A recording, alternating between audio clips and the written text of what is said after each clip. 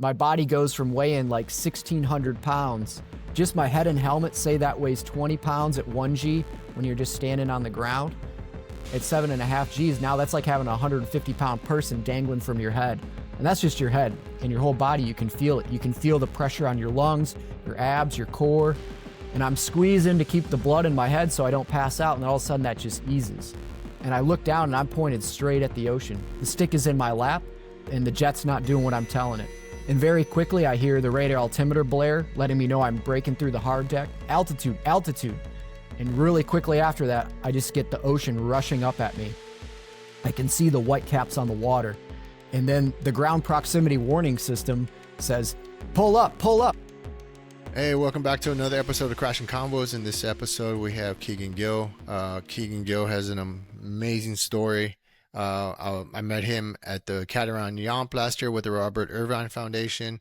We had a short chat, and we kind of are in similar paths in the way of sharing our stories to help others find their own healing or find their way out of whatever darkness that they're in.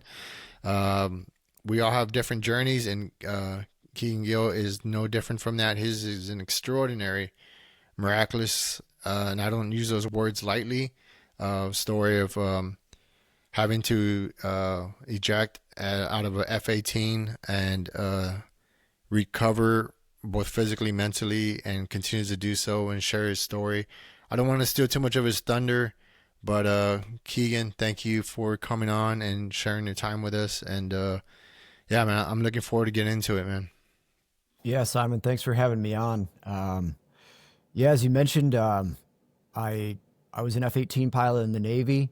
I was fairly young in my career, and I had gone through all my flight training. I had earned my wings of gold, gone through the F-18 training pipeline, and then I'd been in my first fleet squadron preparing to deploy for about a year. And on this day, January 15th, 2014, set off on a mission that was going to drastically alter the trajectory of my life, though it felt just like another day at work, really. I had been around the squadron for a bit. I'd been grinding away day in, day out at the high-paced lifestyle you live in that world. But it just become kind of what I got used to. And you end up going out flying these crazy machines and doing all these extremely dynamic missions that are incredibly complex, and it just becomes like the regular. You just kind of adapt to that, and I had gotten to that point in the squadron where I was kind of like, all right, I'm not kind of in the groove here. And you start going out on these missions and you stop kind of thinking about how dangerous it is. You stop constantly feeling anxiety and fear because you just adapt to it. And this day I go out there, kind of as I'm prepping to go on this flight, we're joking around in the ready room because on this particular day, there was below freezing water or below freezing air temps with wind, and the water temperature at the nearby buoy was at 37 degrees Fahrenheit. So really cold ocean water. And my buddy Fisty, you know, we got a morbid sense of humor, as I'm sure as you guys do in your community. Like, to get by, you got to joke about the dark stuff too. And that day he used the shark tracker app on his phone to pull up all these position of GPS tagged sharks that were in the area. And then on the whiteboard behind the squadron duty desk, he put all the airspace we'd be flying in that day out over the open Atlantic. And he marked all of these positions of GPS tagged sharks. And he was joking with me right before the flight. Hey man, today would be a terrible day to eject. There's a 16-foot, 3,500 pound white shark named Mary Lee directly underneath your airspace. No pressure. And so with that, the cold waters, the cold air temps, we're laughing about it. And also as I'm kind of walking out to go on my flight after the brief, one of the more senior pilots in the squadron, Basil, pulls me aside and he's like, hey man, you just haven't done anything dumb enough yet to earn a call sign. There was another whiteboard in the ready room where the pilots hang out that had all the newer guys in the squadron. And there was probably like 4 or 5 newer guys in the squadron that had joined after me at this point, because I'd been there almost a year. And those guys all had just like a laundry list of names. But mine, I had just been playing the small mouth, big ears card and just shutting up and doing my work. And I hadn't stuck out in any way, good or bad, really. Just kind of going under the radar, which is a good place to be as a new guy in a fighter squadron. But they didn't have any call signs for me. And at this point, several guys like newer than me had gotten call signs, but I just didn't have anything that stuck yet. And so Basil's joking about that, which was, I think, what jinxed me on this flight. Between those two things, anyways, I go down, I get my gear on, I put on a dry suit because we're going to be flying over the ocean in freezing cold temps. Not ever thinking I'm going to use it. And just like every other pilot, I'd bitch about having to put the thing on because it's sweaty and hot and uncomfortable. But it was a good thing I had it on that day. Put on the rest of my gear, my G suit, my harness.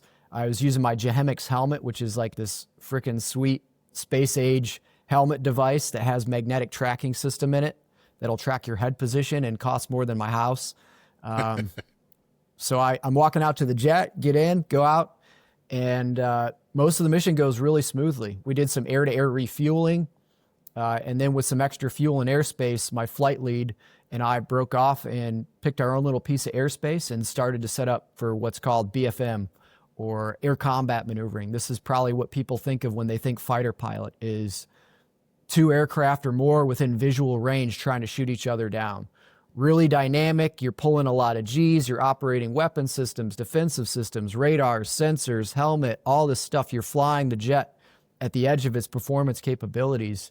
They say it's like four-dimensional chess at the speed of sound while you're driving in heavy traffic and talking on a couple different radios. You know, you're really busy.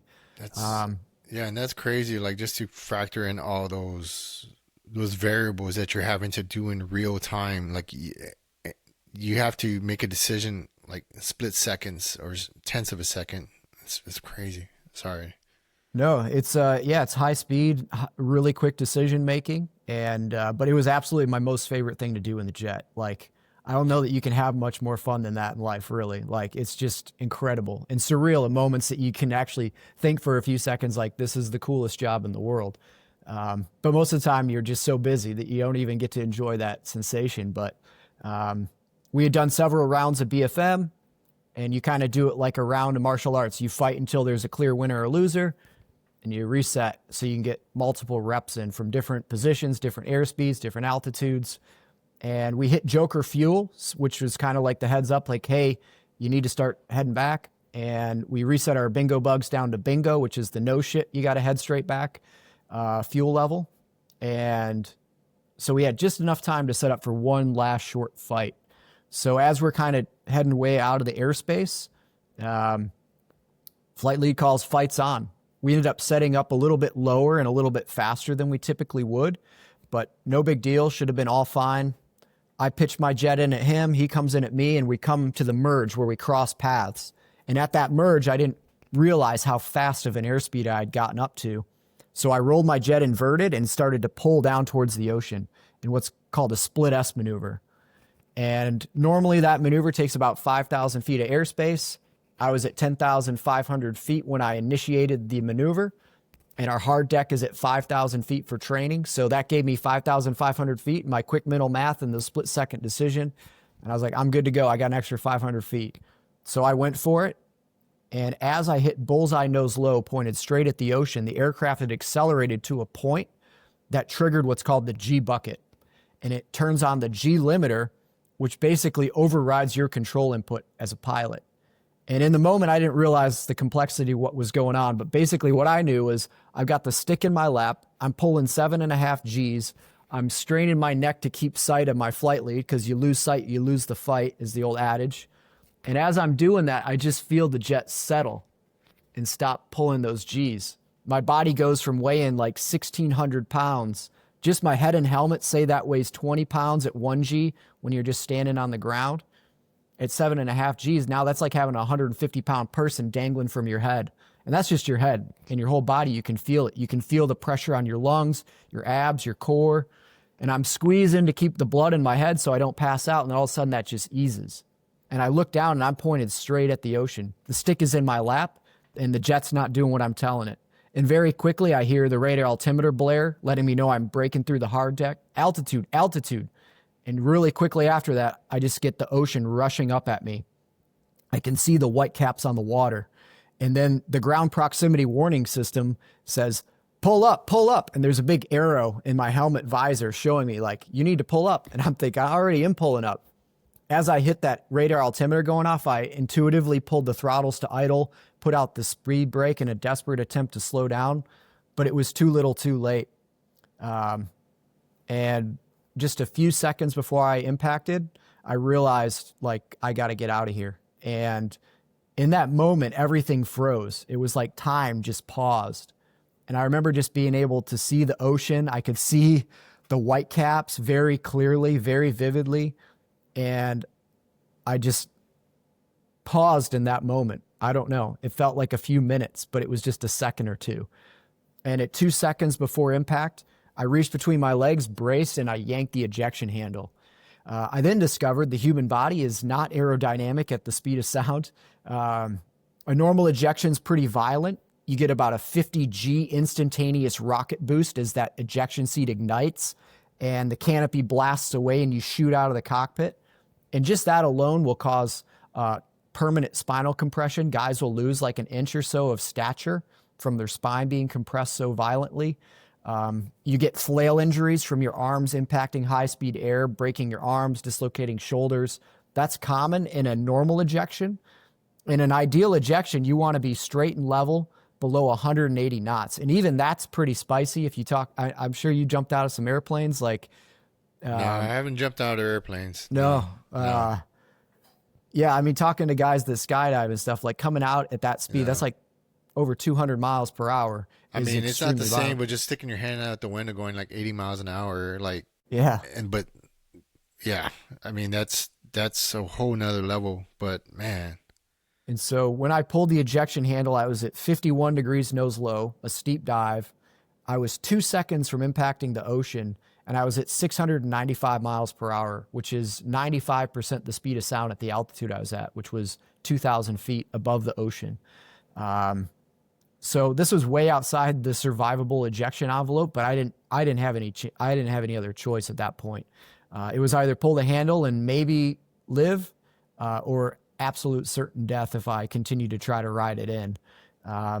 But as I came out and impacted the sound barrier with my body, that was absolutely devastating. It was an explosive force, 100 times the force of a Category 1 hurricane, instantaneously impacting my body. So it ripped off my helmet, smashed my face up. It looked like I had just got my ass kicked by Mike Tyson, like my eyes were swollen up, ripped off my mask, snapped my neck, my C1 in my neck.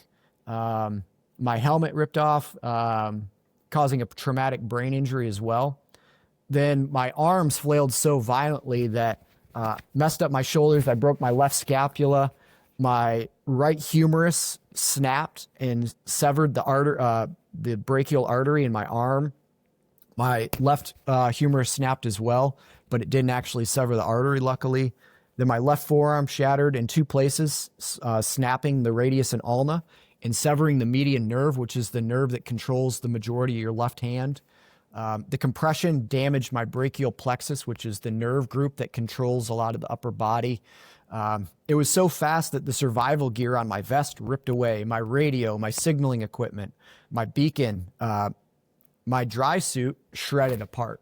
The thing that was supposed to protect me from the icy cold water was now effectively useless and just kind of tattered on my body. My legs flailed so violently in that air that the steel-toe boots on my feet smashed open my lower legs, causing 2 open tib-fib fractures. And now I'm bleeding out of my lower body, and I'm bleeding out internally through that brachial artery tear. And this is all just in a split second. And within about a second of impacting the water, that parachute had opened, and it slowed me enough so I didn't die in impact with the ocean. And then very quickly, I plummeted into that icy cold water. And anybody who likes to cold plunge knows 37-degree Fahrenheit water feels like needles hitting your skin, sucks the air out of you. And very quickly, the parachute that had just saved my life then began to sink underneath that churning ocean swell and pull me under. And if you've ever tried to take a breath of air when you can't get one, whether it be you get caught in a wave surfing or whatever, if you ever had to do any sort of drown proofing in training, like that's a pretty terrible feeling. And it was just that, with no ability to swim against it. In this time, Fortunately, my flight lead spotted my parachute opening, and he immediately switched over to the on-scene commander and turned this into a search and rescue mission. And he's running on fumes at this point. He's already down at bingo fuel.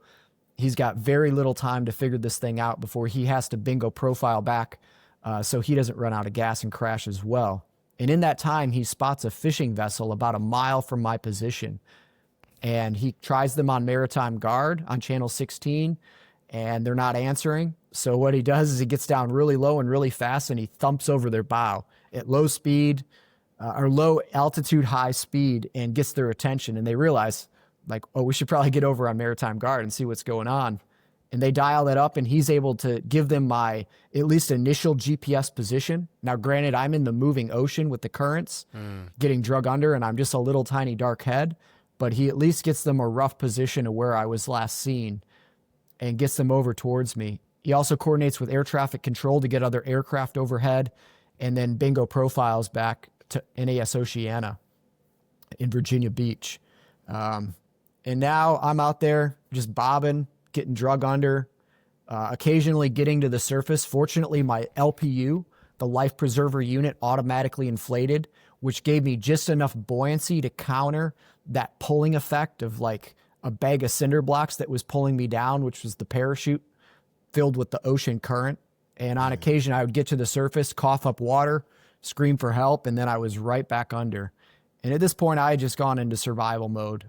My brain had stopped recording. I don't have any linear memory from the point that I pulled the ejection handle up until a while later. But while I was in the water, I've been able to recreate this story through the massive investigation that went into it, where they interviewed everyone involved. And then for a while, I was struggling with night terrors, like reliving that experience in the ocean when I was trying to sleep, which was pretty disruptive to getting restful sleep.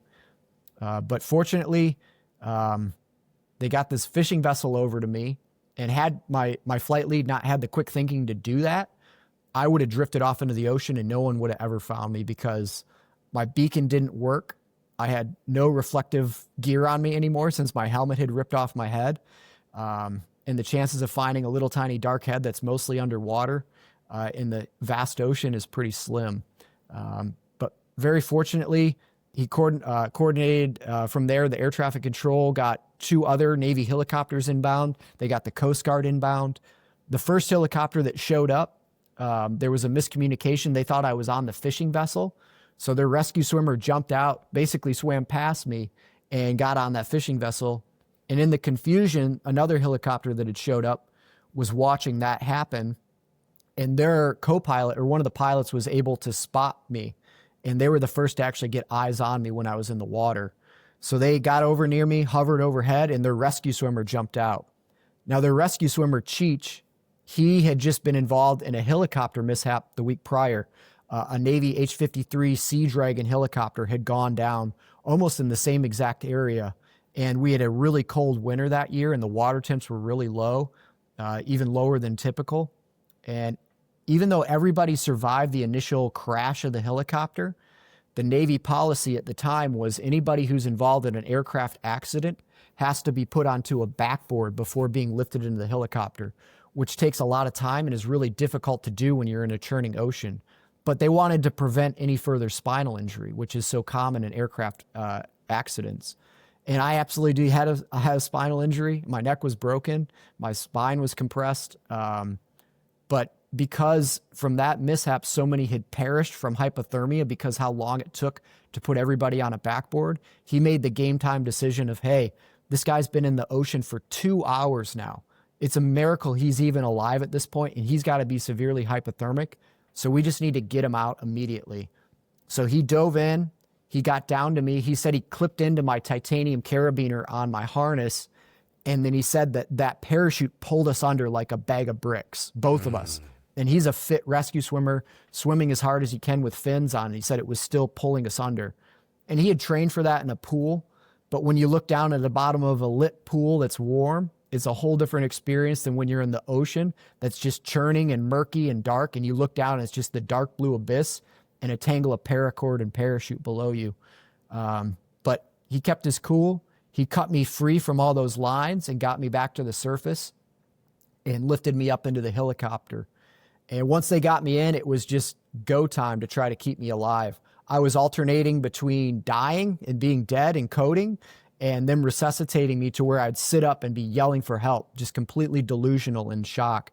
One of the crew members, Joey, had just started eating his meatball sandwich when their training mission went from just like a leisurely day out flying to a no shit rescue mission. So he had to throw his meatball sub into the wrapper and kind of set it in the side of the cabin inside the helicopter. And in the chaos, his meatball sub kind of broke loose and got meatball and marinara all over me. So as they ended up flying me to Norfolk General, which is a level 1 trauma hospital. And as they're unloading me, they're kind of explaining the situation and what is going on to the medical staff. And they're like, he's in bad shape, but that's all just Joey's lunch. You know, it looked like blood and gore, you know, with all this stuff all over. Yeah, we picked up some lunch for him on the way. And as they kind of rushed me in, luckily they had the surgical dream team on that day. And they went right into doing everything they could to save me. Initially treating me for that severe hypothermia. My core body temperature was down to 87 degrees Fahrenheit. So I should have been dead from hypothermia. But fortunately, they started treating me for that. I had multiple blood transfusions for all the blood loss. And then once I was semi-stable, they rushed me into surgery and induced a coma. And over the course of the next week, I underwent over a dozen trauma surgeries. They performed fasciotomies on all 4 of my extremities to prevent amputation of all of my limbs. Had they not been able to do that, I would have been a quadriplegic if I was even lucky enough to live. They rebuilt my skeleton with titanium rods and steel plates, so I have like a no shit Wolverine x-ray now, if you look at my x-rays. Yeah.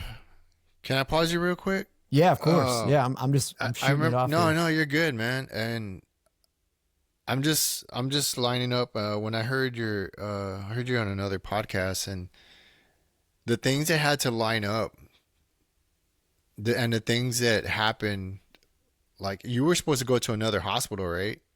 And well, initially, the first helicopter had been directed to take me back to the aircraft carrier.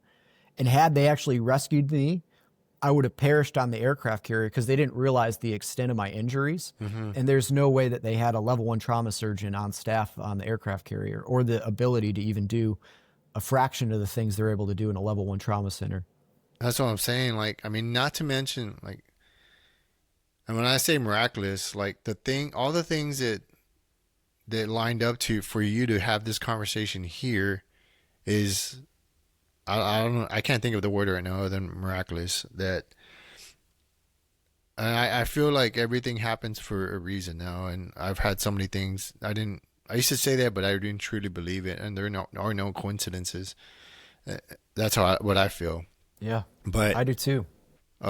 And I would imagine, like, you know, everything that's to this point, right, that has kind of brought you here, and the things that I had to line up just so. And if any of those things would have happened differently, if you're I don't know the proper term, but the guy that was flying with you, if he didn't, think or as quickly as he did, or like, you know, he could have just been like, oh, they're not answering me, and not think to, you know, go across the ship's bow. And then on top of that, just being in the water. And then on top of that, the shark that's in the water. Like, there's so many things that could have gone wrong. And yes, a lot of things did go wrong. But for it to get you to this point where you're at this hospital with this level 1, like the A team, right, of the trauma unit, and to do all these things, man, like, that on itself, like, we could probably end the podcast right there, but like, I know there's much more in it. And I mean, thank God, man, you're here, like, able to kind of share your story. And I just kind of wanted to pause you there and just kind of highlight all those things. Not to say that you haven't already reflected on those. Yeah, I mean, it was despite so much going wrong, there were so many little miracles that happened, things that lined up. And just to have that rescue swimmer that had the quick thinking to not put me on a backboard and going against procedure and policy, like everything was just, it was meant to be to save me. And at the time, I didn't really have any religious or spiritual beliefs at all. But through this process, it opened my eyes to something much greater than ourselves. Definitely. It's been a spiritual awakening for me to go through this process, to say the least. I mean, yeah. I mean, I've talked to a lot of folks, and both on the podcast and not the podcast, and it's crazy enough, like they end up sharing with me how they come to the understanding of something bigger, right? And they're still fine tuning it, and some of them have come to that understanding specifically. But it's wild, like how these things happen in their lives. They kind of like jolt them awake, and you've literally gotten like broken awake, Yeah, I have a thick physically. skull, so it took a serious jolting to wake me up. What was that first part? I said I have a pretty thick skull, so it took a pretty serious jolt to wake me up. Yeah, man, I do too. I continually peel back the layers on and I continue to do so, and I'm fine tuning it. But either way, enough about me. But yeah, I just wanted to take a moment and pause and just highlight like to that point. And I know there's a lot more to your story, but yeah, I just wanted to yeah. Yeah. And that's why I was looking forward to this. And I think so many people are getting so much from your story to this point that you shared it with, and then will continue to do so. So I do feel like, and I'm thankful and grateful that you are come to this understanding, the awareness that your story needs to be told, because it's going to resonate with a lot of folks. Yeah. Or at the very least, inspire. Yeah, and this is just the first act. There's a lot more. Yeah. So even more wild stuff to come. I know, and I'll shut up and let it keep going. No. Yeah, feel free to jump in any point if I start rambling too much. No, man, you're good. So yeah, at this point, I'd been in an induced coma for a week while they did all these surgeries. It's a miracle I'm even alive. And they transferred me over to Portsmouth Naval Hospital. And once I was there, they were trying to get me to come out of the coma, but I just wasn't waking up. And over the course of the next week, so now it'd been 2 weeks that I was in a coma, it wasn't looking good. They didn't know. They thought maybe he's just going to be a vegetable. Maybe he's not going to come out whatsoever. And a bunch of my squadron mates and family members had assembled in the ICU waiting room, just waiting to get word. When you have a mishap in the military, there's this letter that you fill out that your commanding officer holds onto in their desk. It's a sealed envelope, and it has who you want to have contacted in the event of something like this. And I had put one of my childhood friends in there, Matt, and just because he was a real chill guy who I thought would be a level head to talk to in something like this. And so my skipper, while I'm in this coma, calls him up. And the first thing he does is say, "Oh, you mean Scrappy?" Because my nickname was always Scrappy in our little crew of dudes. And as my skipper got off the phone with him, he comes back in the ICU waiting room and he tells everybody about the Scrappy nickname. And everybody's kind of laughing, Scrappy, that suits him. And that same pilot who had said I hadn't done anything dumb enough yet to earn a call sign, Basil, is like, he's a scrappy motherfucker. He'll be all right. And it kind of lifted the spirits of the waiting room there. Everyone's pretty gloomy. And then the guys in the squadron came up with the call sign Smurf, which is an acronym for scrappy motherfucker. Nice. But because it's the military these days, you have to have a politically correct cover story. So what they ended up coming up with, he was a short guy that turned blue from hypothermia. And that's how they were able to get my call sign approved. So maybe one of the more hard-earned call signs, but I finally at least had a call sign out of the whole deal. I say you earned it, man. Yeah. And again, it didn't look great, but after 2 weeks in a coma, the lights started to come back on. I remember initially I couldn't see anything, but I could smell the disinfectant. I could hear familiar voices talking around me, but it was like waking up from a dream, except for some reason my bedroom was filled with all these beeping monitors and machines and familiar faces. But between the brain injury and all the drugs, I was pretty loopy and didn't really comprehend what had happened. At that point, I had zero memory of the ejection, and it was really confusing. I didn't know where I was.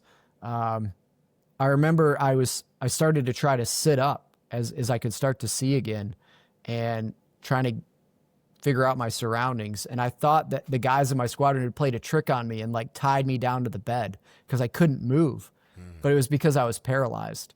And eventually the docs came in and they just kind of laid it out. Hey, you've been in a high-speed ejection. You've been severely injured. And with almost absolute certainty, their prognosis was you will never walk again. You'll never use your arms again, and your military flying career is over. And in that moment, I remember there was this overwhelming amount of darkness.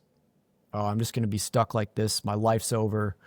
But I also had this little spark in that moment, which probably came from my childhood, which was, fuck you guys, I'm going to prove you wrong. And from that moment forward, my mission in every moment was to get back so I could fly. And in that moment, I visualized what it was going to be like when I got my wings back on my chest, my flight suit on, and my gear, and I went back out and flew again. And that became my little driving mental trick that I was playing. And I didn't know what I was doing at the time, but it just drove me. And I remembered in that moment, I could have also just accepted what they said, and I wouldn't have tried at all to even get better because I thought I was doomed. But fortunately, you want a fighter pilot to do something, tell them it's impossible. And I started every day just trying to wiggle, trying to move something. And after a couple of weeks, I was able to sit up in my bed. And I remember the nurse came in and she was kind of blown away, like, how can you sit up? I was transferred to the Richmond, Virginia Polytrauma Center, where I underwent every kind of conventional therapy known to man. I was doing speech therapy, vision therapy, occupational therapy, physical therapy, kinesiotherapy, aqua therapy, recreational therapy, you name it. They had me on all that stuff. And I was experiencing extreme pain in my left leg from the nerve injury that felt like a combination of electrocution, burning, and crushing. And it would just sporadically spasm my left leg. And it was unbearable. I couldn't sleep. I couldn't do much anything every time it would do that, which was just random all throughout the day and the night. So they had me loaded up pretty good on pain meds. Initially, I was on fentanyl and Dilaudid through the IV.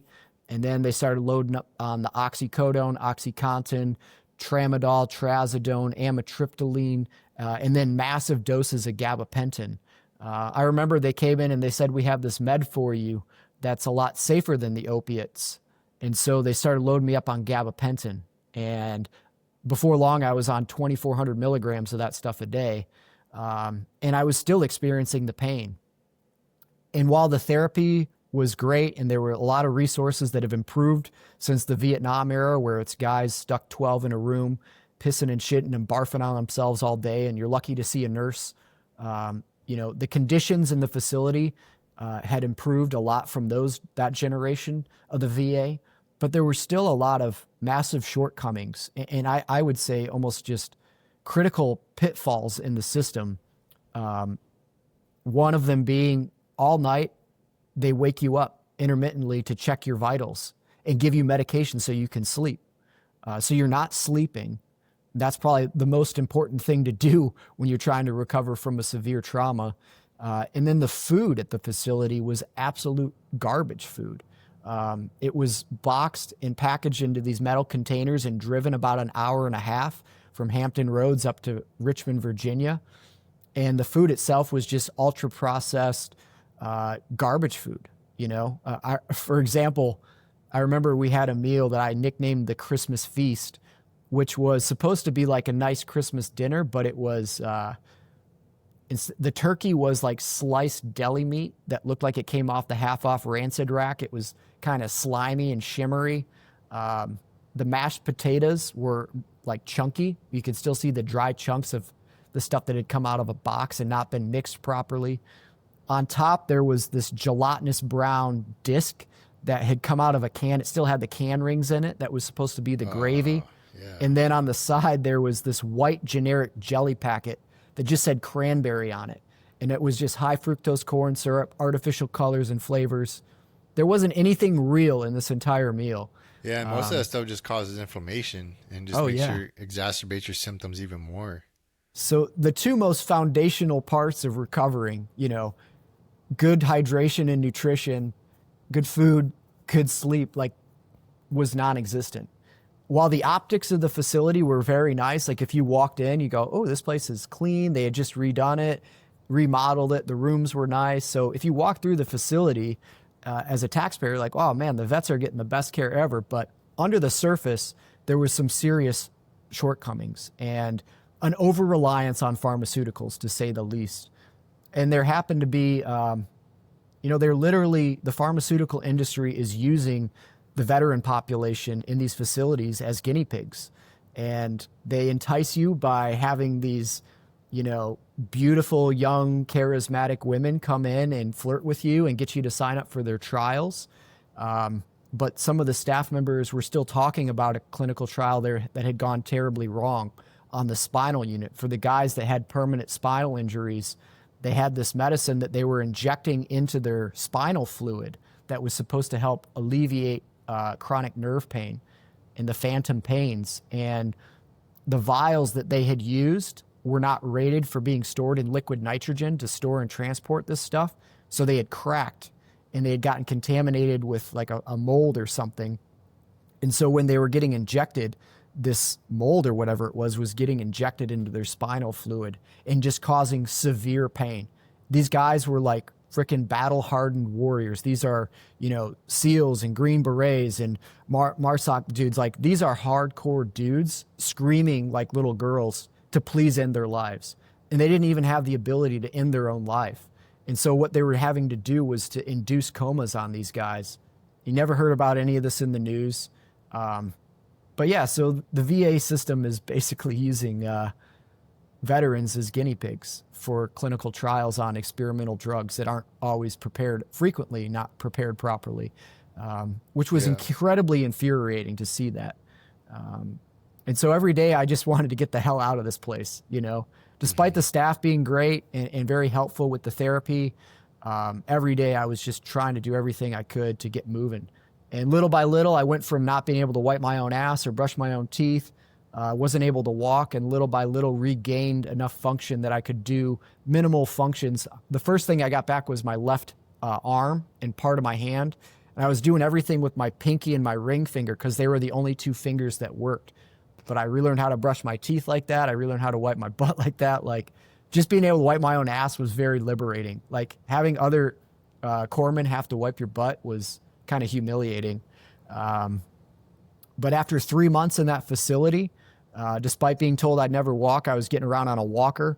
I was able to do my basic functions to be discharged. And I returned to Virginia Beach and continued outpatient therapy. And every day I was driving to Portsmouth Naval Hospital, doing a whole day of different therapies. And I put all of my attention and effort on my recovery. And meanwhile, I had to go through an investigation called a FNAB, or a Field Naval Aviator Evaluation Board. So anytime there's a mishap that causes more than $1 million in damage or serious injury, you have to go through this process as an aviator. I had just crashed an $89 million jet. And so they needed to figure out what went on.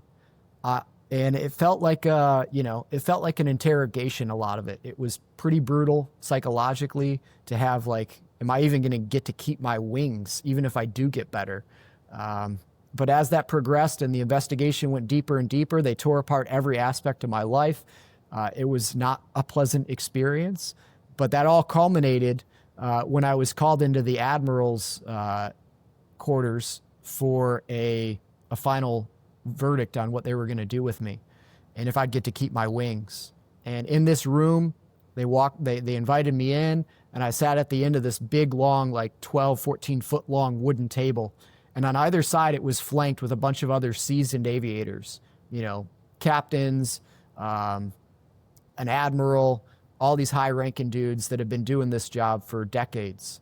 And fortunately, when you go through a FNAB, it's other aviators, mostly in your community, that get to decide your fate.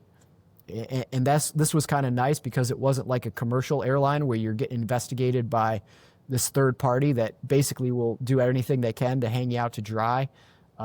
Really, the purpose of the investigation was to figure out what went wrong and figure out how we can not have it happen again.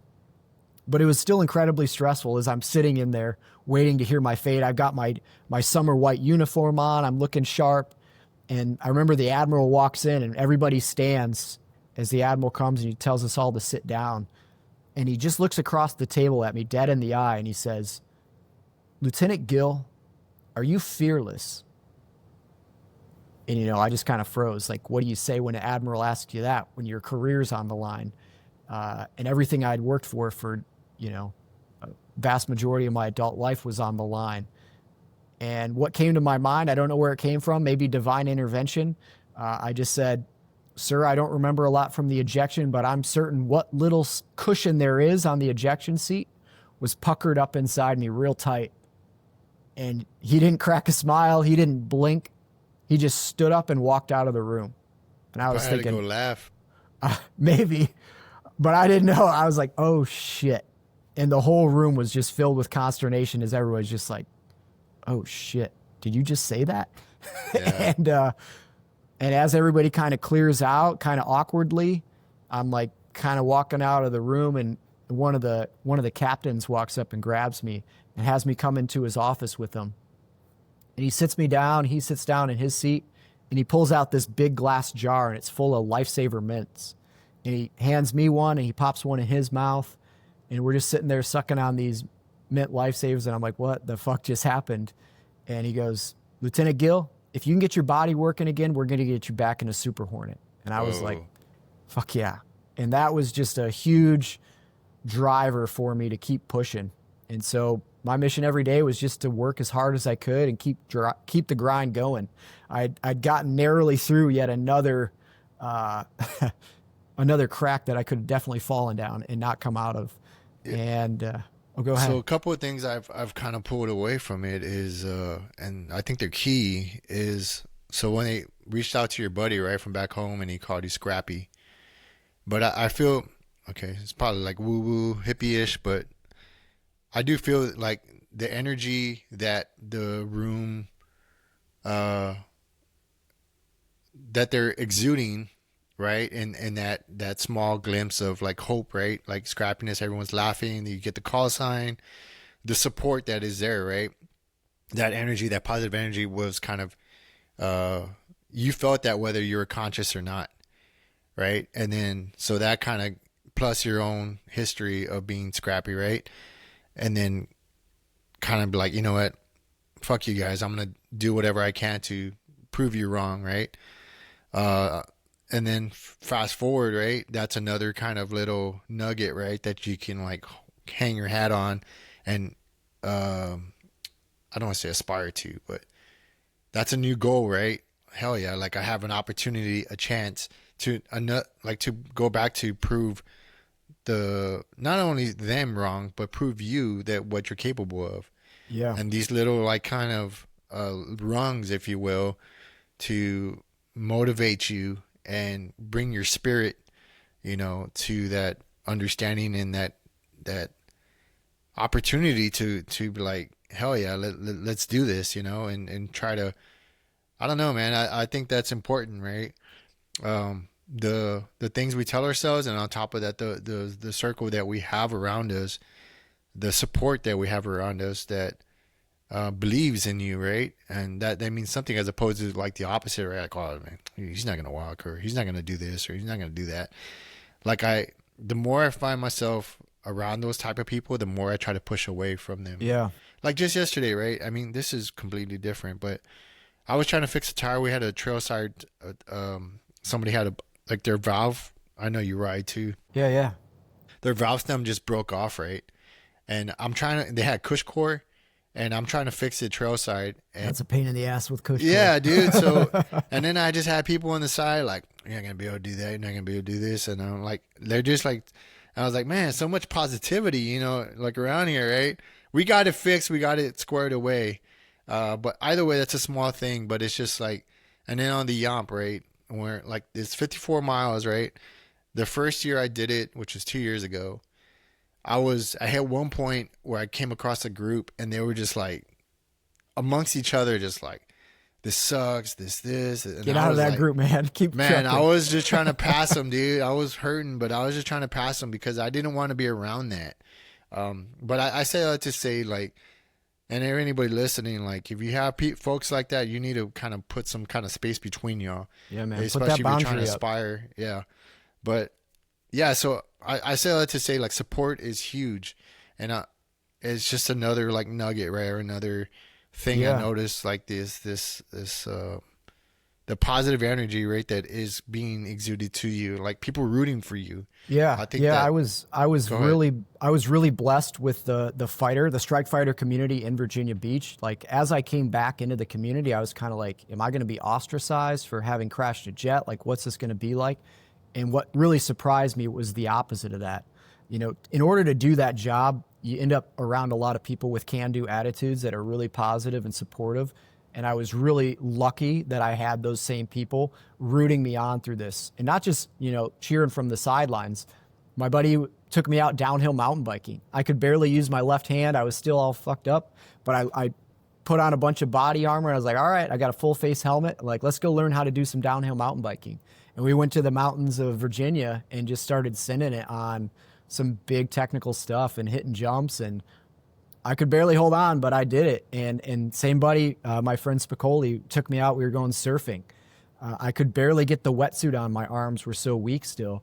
But I was out there just trying to paddle out in the waves, just getting thrashed, getting held under by waves, like, which was good therapy for me because I Yeah. popped back to the surface with a big smile on my face, took a big breath of air, and was like, "Yeah, I'm still alive, and Yeah, this because isn't you're going like to stop me." you're rehabbing your spirit, man. Like, Yeah, and that I don't. I think that's one thing that's, excuse me. One thing that is not factored in Western medicine is the spirit. That's a huge component, right? Because if you don't yeah. believe or you don't have, It's not even acknowledged in the yeah, Western medical system. And yeah, you can be in there doing therapy all day in a clinical setting and it'll just crush your soul. Picking up marbles with your messed up hand for an hour straight, like that's going to crush your soul. Let's go out and do something fun. And yeah, that's like, really where I was getting the most improvement was just my own therapy, my own friend therapy, my own spiritual therapy by just being back in nature and doing the shit I loved. I couldn't do it very well at first, but my thought was, hey, I'm going to be the guy who's paralyzed that's going to be out here ripping and shredding, the guy who was not supposed to be able to walk. And I didn't really, it actually kind of freed me from even giving a shit what people thought. I didn't care anymore if I was good enough. I didn't care if I was the best anymore. I was just like, I'm just going to do it and I'm going to have fun.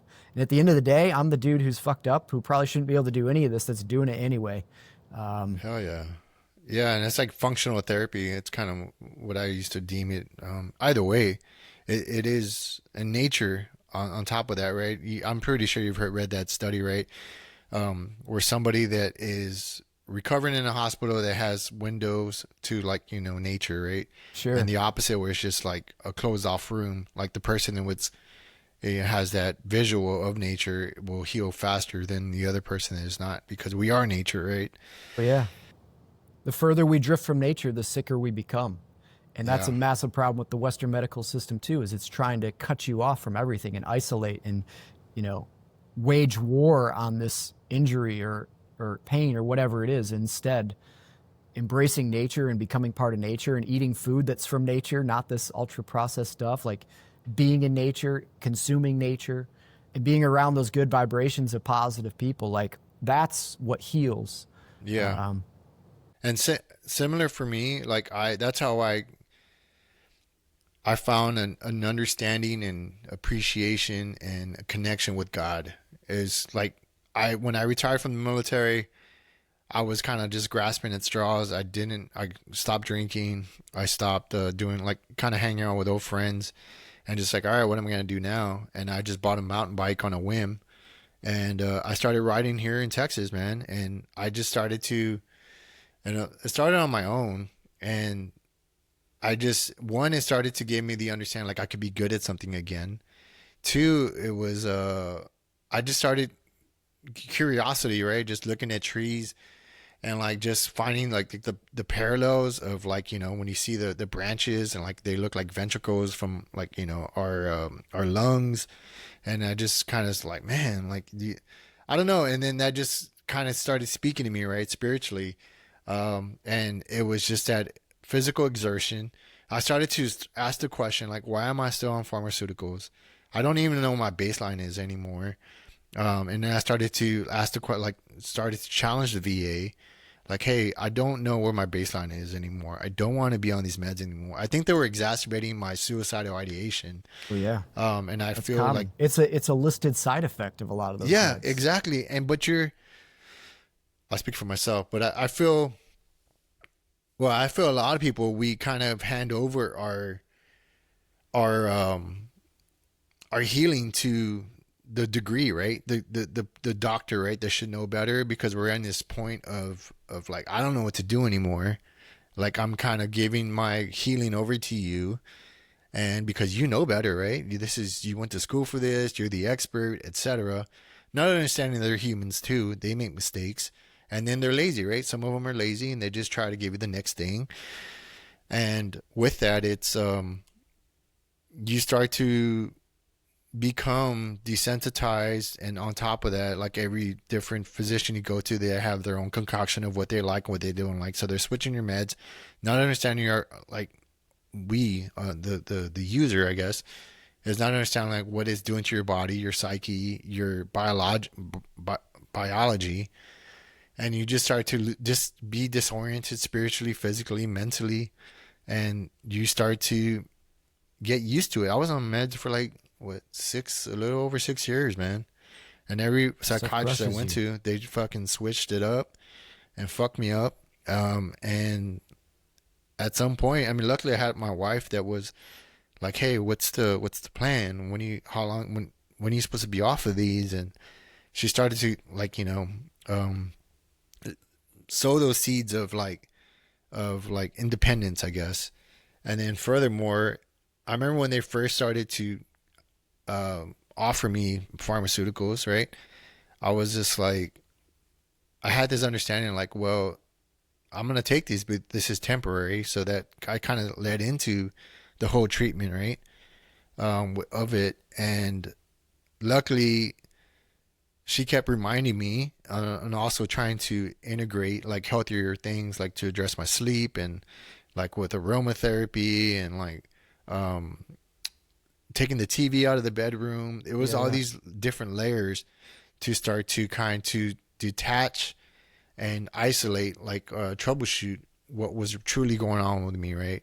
And Yeah. that's multiple levels. But I say all that to say, it's relative, man, and um, nature is huge in that, and that was a huge component of it. So to get back to your support, right, your friends, and then on top of that, you, like, you could have been like, no, man, I'm just gonna stay stuck in this misery, right? Yeah, a lot of people do. Yeah. And they're told their hope, like, you don't have any hope. And unfortunately, a lot of the conventional medical system, and especially psychiatry, they don't realize it, but they've been indoctrinated into a system that's run by the pharmaceutical industry. The medical journals are influenced by the pharmaceutical industry. Their med school is influenced by the pharmaceutical industry. And so they get taught this certain way of thinking and these certain ways of dealing with problems that doesn't actually treat the underlying issue. And now I'm really grateful for the conventional medical system. I'm really grateful for the surgeons who put me back together, the therapists that worked with me one on one. But there's definitely shortcomings when it comes to dealing with things like chronic pain, chronic health conditions, mental health, that I think that system is not ideal for. So the best, well, I was in Korea, I was stationed in Korea. I went for, I don't know, it's like pissing blood or something. Um, and it's probably, it's irrelevant, but either way, I went to, like, they sent me off base, right, to Suwon, and I saw the, I didn't understand it then, but I appreciate it now. But the best was the best of both worlds, right? They had Western medicine and Eastern medicine, or Chinese medicine, really. So on one side of the clinic, it was like triage, right? We get you to this point, or if preventative medicine. So they used herbs and acupuncture, acupressure, tai chi. And then the VA is doing that now. But either way, it was the best of both worlds, right? So if you get, like, I don't know, surgery, then you kind of go to this other side of the hospital, and then they work on your rehab and stuff by using, meridians and herbs, and Nice. yeah. And that's what I've been doing the last 7 years. That I don't take any, and thank God, like, I was introduced to this because it was for, well, actually, in the military, it was the first experience I had of it on a deployment. Uh, I jacked up my back. I went in, and there was and this is jacked up. I've said this before, but The only reason I did it is because the doc was Asian, right? And he was like, "Hey, have you ever of acupuncture?" I was like, "I've heard of it. You know, I used to watch kung fu movies and shit when I was growing up." Yeah, yeah, So he gave me like Battlefield, right, with the gold studs, and then yeah. I was catching shit by everybody on base, you know, because they thought I was a cool guy or whatever. But that kind of introduced the idea. Fast forward, I was like, after I kind of weaned myself off meds because I had to do that, and that sucked. I did it on my own cold turkey. But with that, I started to supplement and I started to do Chinese medicine. And then, thank God, my wife went to school for it. She's working on the last board exam for it. Nice, And that's what I do to maintain. And I have to be very hard pressed to take any ibuprofen. nice. Like, I have to be in a lot of pain. And I've broken collarbones and all kinds of stuff. Nothing like on your level, but I do that. And then if I break anything, of course, I go to the ER, get it fixed, and then I supplement it with acupressure, acupuncture. But yes, to your point, I am grateful for the Western, but we need to. You need a balance of both, really. And that's the key of it, is you need a balance of both. And a lot of the stuff that gets thrown into the woo-woo bullshit, like this is just some hippie nonsense category, there's a lot of validity to it that I found the further I went through my healing journey is absolutely legitimate and is actually more beneficial, especially when you can use a balance of both and get the best of both worlds. 100%. That's really what you want. And as I continue to heal, you know, I was on all those pain meds. You mentioned getting off the meds, you know, is a freaking hard process in itself. And I actually had a doc come. I was still dealing with that nerve pain, and he ended up administering what's called prolotherapy. And this is something most people probably have never heard of. But all he did is he took a bag of glucose, an IV bag, sugar water, and an insulin syringe, just a little needle, filled it up. And then all the areas where I was experiencing the pain in my foot and leg, he injected this subcutaneously. So it looked like I had these little mosquito bites all over my foot and leg. The procedure took maybe 10 minutes, if that, and maybe like less than $100 of medical supplies, or if even close to that. And the 95% of the severe nerve pain I was experiencing was gone and never returned. And so I was able to start weaning myself off all those pain meds. And I went to the pain management clinic and I told them I wanted to get off the pain meds because the pain wasn't there. And they, you know, the way they're trained is like, well, it's not there because you're on all these pain meds. So we want to keep giving them to you. Yeah. And I was like, all right, I guess I'm on my own on this one. And so I just started to wean myself off one at a time. And I was on over a dozen meds at that point, and I just would pick one and I would start weaning off that. And if I started to feel weird, I would take a little bit more of it and then get myself off. And I did that one by one by one by one as I went down the list. I got to the oxy and I was like, this is going to be the hardest one. It took a few weeks. It was uncomfortable. I felt sick, but little by little, as I eased it off, I got off that. And then the last one was gabapentin. I was on 2,400 milligrams of this shit a day. That was supposed to be a safer alternative that's non-addictive and all this bullshit they told me. Well, it turns out that was the most brutal medication for me to get off of. It took months. It probably took a good 3 months, vice the 3 weeks it took to get off oxy. And it was just backing it off little by little. But I felt terrible for like 3 months. I was nauseous. I felt like I wanted to vomit all the time. My energy was super low. But once I did get off all that shit, it was like I had just taken off a freaking 100-pound pack. My physicality came back. I was getting kind of like, I just looked kind of pasty and sick and saggy, and my body was just inflamed all over. And once I got that shit out of my system, I immediately started to get back my physique. I went from just feeling completely drained at the end of the day to like getting out and hanging out with my friends at night, charging harder at the gym. And little by little, I just got better and better. And it took about 2 years from the ejection, but at that point I was able to max out the Navy's physical fitness test again. I had, had a good FNAB. I had gained a stack of medical waivers that were a miracle in themselves just to get that through the flight docs. And I was working like a ground job at the Strike Fighter Wing, sitting at a computer all day under fluorescent light, which was not what I dreamed of when I joined the Navy. And the Commodore of the base, or the Strike Fighter Wing, came in one day. He goes, "Hey, Gil, what are you up to today?" And I was like, "Oh, I'm working on this and this and this." He's like, "You want to go back and fly Super Hornets instead?" I was like, "Yeah." And it kind of hit me like a surprise, like, holy shit, I'm actually going to go back and fly F-18s. And that day I was back doing refresher training, and ended up spending the next good portion of a year going back through the F-18 training syllabus, crushed it, graduated as the top stick, and returned to the fleet as an active duty F-18 pilot. And, What this was is that? kind of, What was that feeling like? I know, like just walking back into it, like. yeah, I mean, it was what I had been working towards for that 2 years and going through all this grueling process and so much hanging on the line that I needed to prove to myself that I could still do that. And it was like getting back on the horse that bucked you off, and I really needed to do that for myself. And it was the best feeling ever. Like, it was just so satisfying to be like, okay, I'm back. I'm good to go. And I felt great. I was physically performing awesome. Mentally, I felt sharp. Um, and this is kind of where the happy ending should be, right? Where I fly off into the sunset and live happily ever after. However, this was just the first act of what ends up becoming even more crazy. The next part, which I go through.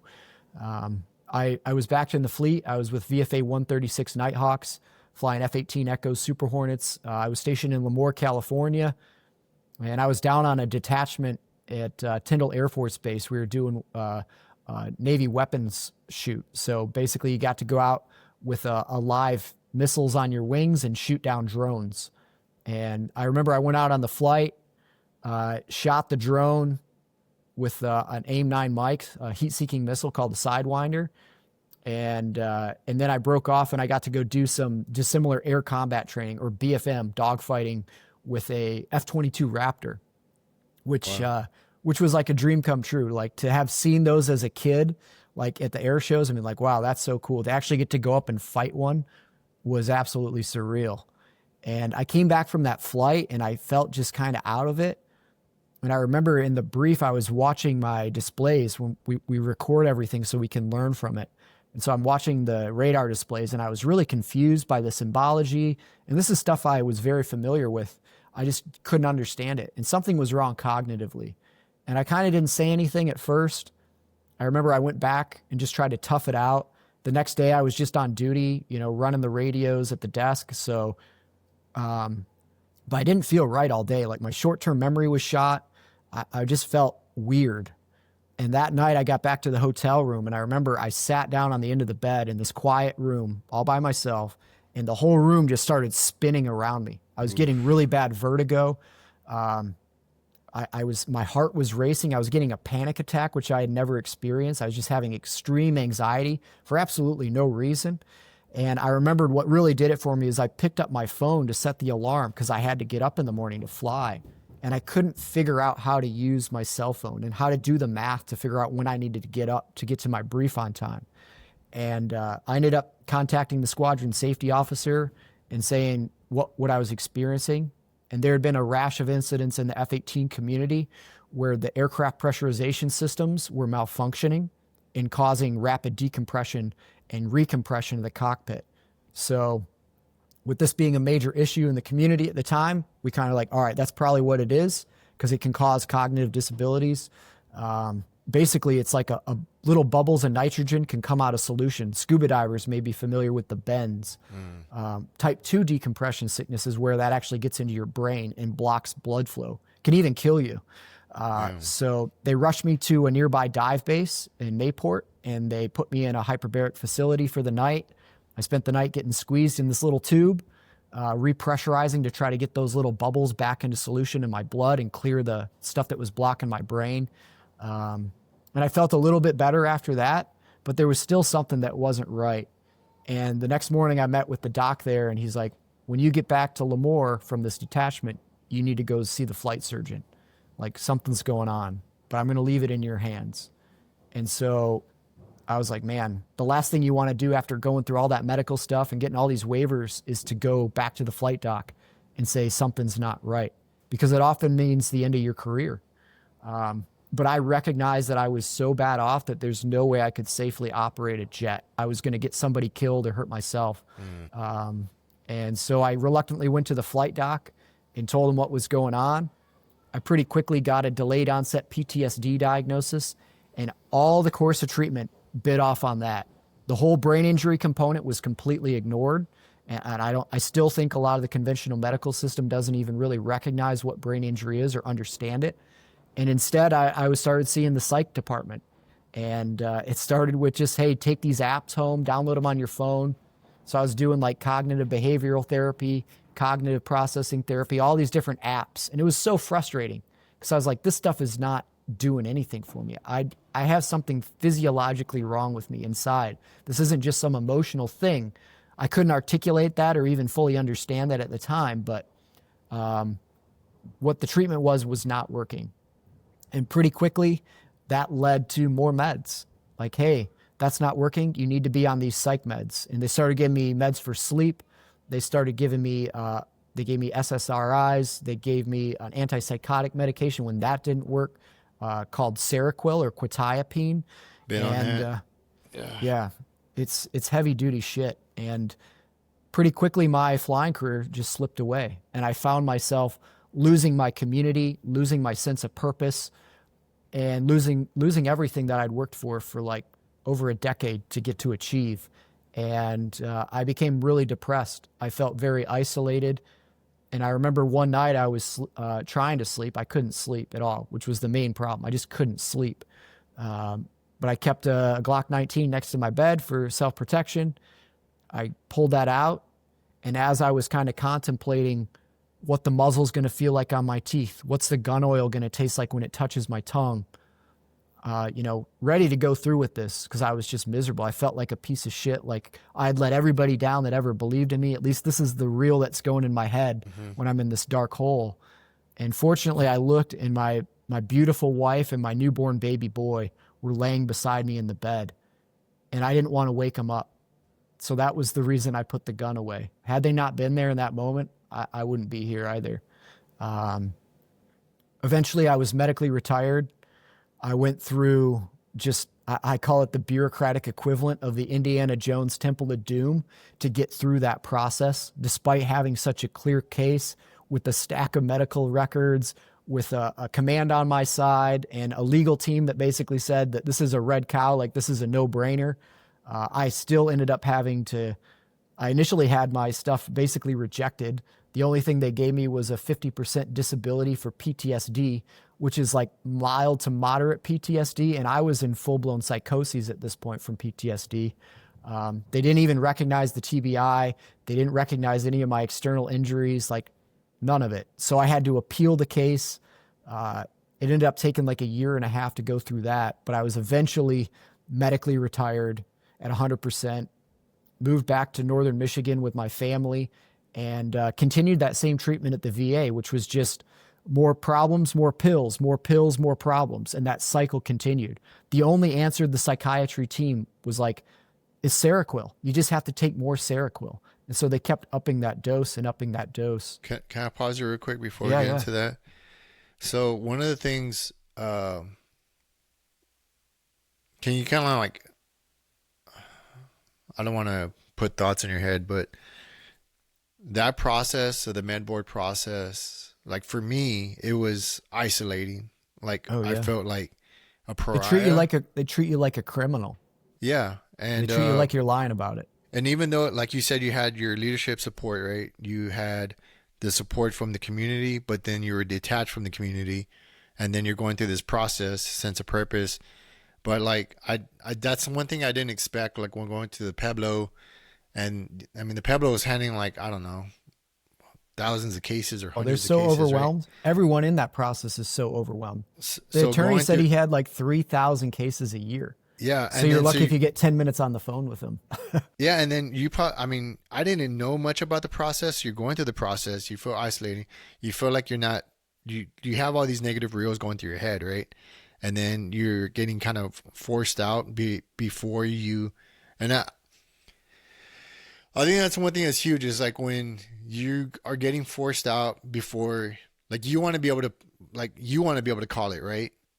And when somebody else is making that call for you, I mean, maybe I'm just kind of thinking about myself here, but that was something that sucked. I did like 20 years.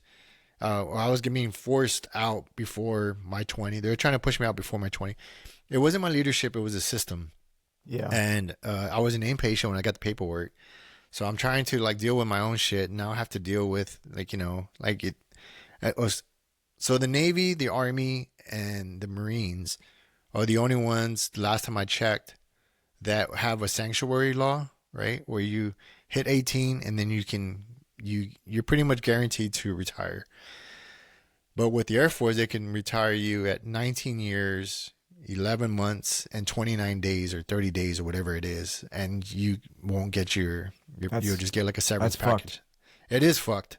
So I was dealing with that, right? And then having to one prove that I was still capable of doing the mission, and then on the other side prove that I wasn't. You know what I mean? So I'm trying to get like whatever rating, and at the same time prove that I'm in, because I want to get to my 20. Because at least give me that, I Right. wasn't in trouble at all. I didn't. If I had never sought therapy, nobody would have known, because I was still getting like accolades and whatever, right? Still doing the mission and what have you. At least I like to think that. But yeah, so I just wanted to highlight, like, was that process isolating for you as well, and kind of Yeah. like attacking your service in the way of what you felt you were, I don't want to say old, but what you had invested to that point?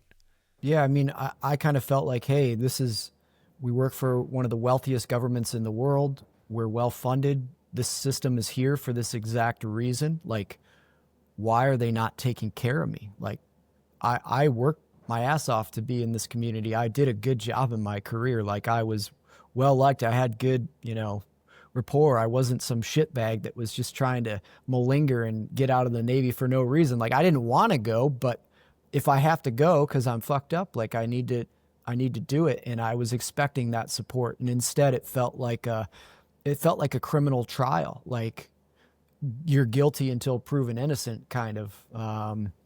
And I understand there's people that lie through that process and have made it maybe become that way, but to see so much medical evidence be completely disregarded, to see so much of the process basically be rigged against the service member, not just because there's a lack of evidence or something. Like, I had all the evidence, but to even have all the evidence and still be treated like this is just something I'm making up was incredibly frustrating. And I wasn't an inpatient yet, but I should have been. And the only reason I didn't have to be put into an inpatient facility while I was going through that process was because my wife, she's a trauma nurse, and she was literally taking care of me 24 hours a day and trying to take care of a newborn boy. And I was much more difficult than any newborn out there. I mean, she'd make dinner, and I'd be like hiding under the window because I thought there were snipers coming to kill me. And I Wow. would come into Yeah. the kitchen, and I would grab food off the table and throw it in the garbage and dump out the water and like be like, it's poisoned, because I thought somebody was poisoning me, which they were, but it was in these FDA approved pills that I was being prescribed. That's I knew crazy. something was wrong. I knew somebody was poisoning, but I didn't understand it's the meds. Yeah. Um, but And it was brutal, man. and I say It's a that's brutal crazy. process. That's probably a poor choice of words to use, but I meant like, well, I wonder if like connecting like the spirit, right? Like, yes, you were being poisoned, like, as you highlighted, but it's like you were just kind of acting out in this way that seemed like, yeah. I mean, it's like your spirit knew something, right? And you were saying you were acting it out. Yeah. And that's something else. Go back to support, like how much it affects our families, right? And how, It's a grind for them. And I was lucky she was even sticking around at that point, yeah. because I I was a shit show, man. I almost I almost lost my wife during that, and I during that process. And I mean, she's never said it, but I know, like, you can just feel it, right? Like, when you put so much, when the situation requires so much, and everyone has their breaking point, and it all comes at different points, um but yeah, it's definitely, yeah. And that's one thing that I don't think a lot of people, I don't want to say consider, but that's something that's not really. Maybe it's more so like now it's more highlighted, but it didn't used to be then of how it impacts like the families and like what they sacrifice, right? It's incredibly traumatic. I mean, my wife was basically having to manage my care, manage the med board process for me, like make sure shit was getting done. And there was, I mean, I was being terrible to be around. Like she told me she took me to the commissary because she had to get food for our family. So she's got a baby boy and me with her because I couldn't be left alone. Because I would just freak out and disappear, and who knows what would have happened. I would be in the highway naked, like getting hit by a truck. So she brought me with her and our little boy. And I remember she had to go back into the grocery store to get something. And she left me with the cart with our little guy in there. And she's like, stay right here in the window where I can see you. I just have to run in real quick. I'll be right back. And she runs in, and she's just like in this constant, she's not getting sleep. She's just constantly fight or flight mode of the nervous system, getting her own PTSD from this shit. And as she comes out, I'm gone. I'm gone with our little boy. And so it starts racing through her mind like, okay, I need to call the police. I need to get him. Where could he go? How long can the little boy survive without my hair? Like, what's he going to do to him? He's completely out of his mind. And so she starts like combing through the parking lot, looking, and she starts yelling out my name. I'm not responding. And then as she kind of gets up to one of the cars, I pop my head up and I was there with the boy. But I don't know what the hell was going through my mind, but I was probably thought I was under sniper fire again or something and had to get behind cover. But that was the kind of shit she was dealing with day in and day out. And then when we got back to Michigan, it was the same thing through the VA. I was in and out of these psychoses, and they would just continue to increase the Seroquel, and I continued to get even worse. The more of the shit I was on, the worse I was getting, because I wasn't getting restful sleep and recovering. I was getting knocked into some drug-induced state of unconsciousness at night when I was taking this, 300 milligrams of Seroquel. And I remember she brought me back into the VA, and they ended up increasing my dose to 450 milligrams a night. And within 3 days of that increase to a freaking heroic dose of this shit, she came home from a job interview. She was trying to get another job as a nurse. And when she got home, I was rustling around the house in one of the bedrooms. And when she came in, I was completely bare-ass naked. For some reason, I had shaved off my hair in chunks. My eyebrows were missing. And the only thing I had on was I had a black garbage bag tied around my neck like a cape, because I thought I was some kind of superhero that was going to go out into the northern Michigan snowy weather and fight crime like naked freaking Batman. Luckily, she kept her cool. She called the VA. The VA basically hung up and called 911. And some patrolman showed up in our driveway, just kind of looking dazed and confused at what he was going to do, and ended up talking to my wife and said, well, we got to put him in the squad car. We got to handcuff him, and we'll take him to the ER. And she's like, you're not going to do that to him in this state. So she ended up loading up our little boy. Fortunately, my mom was there helping, and they took me into the ER, which was about an hour drive away. And during that drive, I was in full-blown deep psychoses. I thought a nuclear warhead had detonated on our house. And as we were driving, I could see the mushroom cloud coming from behind us. There were, as real as could be, there were like animals flying through the sky, boats, cars, debris. There's this cloud of dust like engulfing us. I thought I could see into the future. So I'm like telling her, all right, in 2 curves, there's going to be a deer crossing the road. Be careful. Like, I was just completely out of it. Fortunately, she got me into the ER. They admitted me into the ER as an inpatient and put me in this plexiglass psych room. And I don't know what they all put me on at that point, but I ended up basically going comatose. And this is where I'm pretty sure my soul left my body and went into purgatory. And I was traveling through time and space. I was tumbling out into the outer reaches of the universe, all alone in this little capsule. And then the next moment I would be like back in the age of the dinosaurs. And then I would go into the future. And I was just all over the place. And it felt like my soul had just completely left my body and was just free floating out in space and time and on a different level. And I remember my mom ended up coming in to visit me while I was in the ER. And at this point, I'd kind of come back down a little from that severe psychosis. But she said she came in and I was sitting on my chair with the TV on, which is static, just buzzing. And I had the clicker in my hand and I'm sitting there. And in my mind, as I was clicking up, I was going forward in time.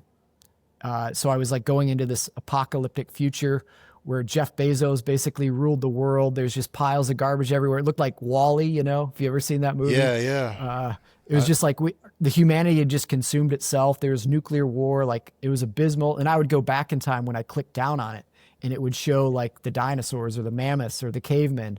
And then my mom's sitting there watching me and she said I didn't even look like me. My eyes were huge. I had this creepy grin on my face and I was just going, do you see that? Do you see that? Do you see that? Do you see that? And I was just repeating that. And she said, I didn't even sound like myself. It was like this high pitched staccato, creepy voice that I was using. I ended up being transferred down to the Battle Creek VA inpatient psychiatric facility. And I woke up on the floor in this little cell and I thought I was coming to in a prison. It was dark, cold on the floor. There was a little window in the door and there's just bright white light shining in on me. And I would see heads occasionally pop their head in there and peek in on me. And I thought I was in like a prison and that these people were just had me locked in that room. And little by little, I started to regain a little bit of lucid thought and decided to stand up. Initially, I thought my dick and my balls had been chopped off and I thought I had this bloody rag tied around my legs. And I reached in there and I remember feeling it being gone. And I pulled my hand out and it was just covered in like blood and gore. And shit like that. It was just a really dark awakening. I think, but eventually I looked down and that was gone. Oh, go ahead. No, yeah, man. It's to kind of bring some type of levity to, I mean, this is just my understanding of like the wormholes I've gone down there. I feel like, spiritually speaking, right, going back to that, like when we find this, when we are put in this inebriated state, whatever substance, I do feel like entities of the veil that we cannot see do influence and manipulate our reality, or we can peer into that reality in this inebriated state. And that's what I feel. I mean, going back to alcohol or anything else, like when you kind of hit this, you're not yourself anymore. Your eyes take on something different. I feel like you can almost be manipulated. Not almost. I feel you can be manipulated by entities that we don't understand. And so your mom seeing, your eyes shifting and not recognizing you, your vibration being different.